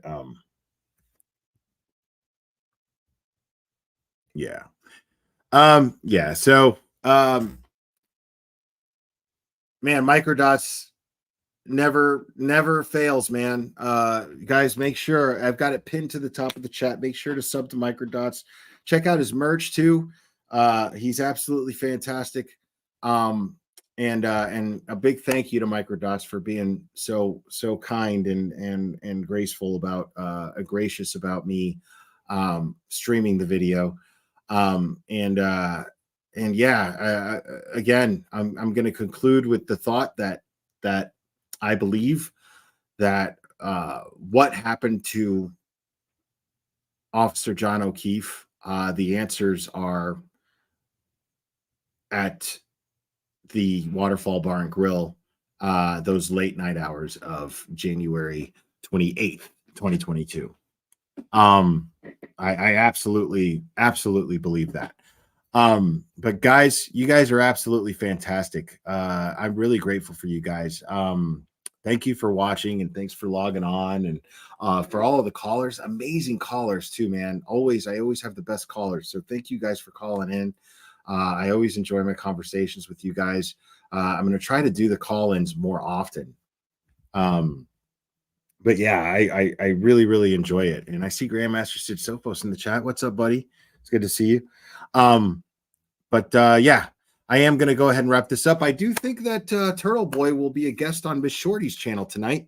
I think they're going on, I think maybe at 9, I'm assuming, something like that. But yeah, I'll try to stop in there if I can. I've got a couple things to do, but I will try to stop in there if I can.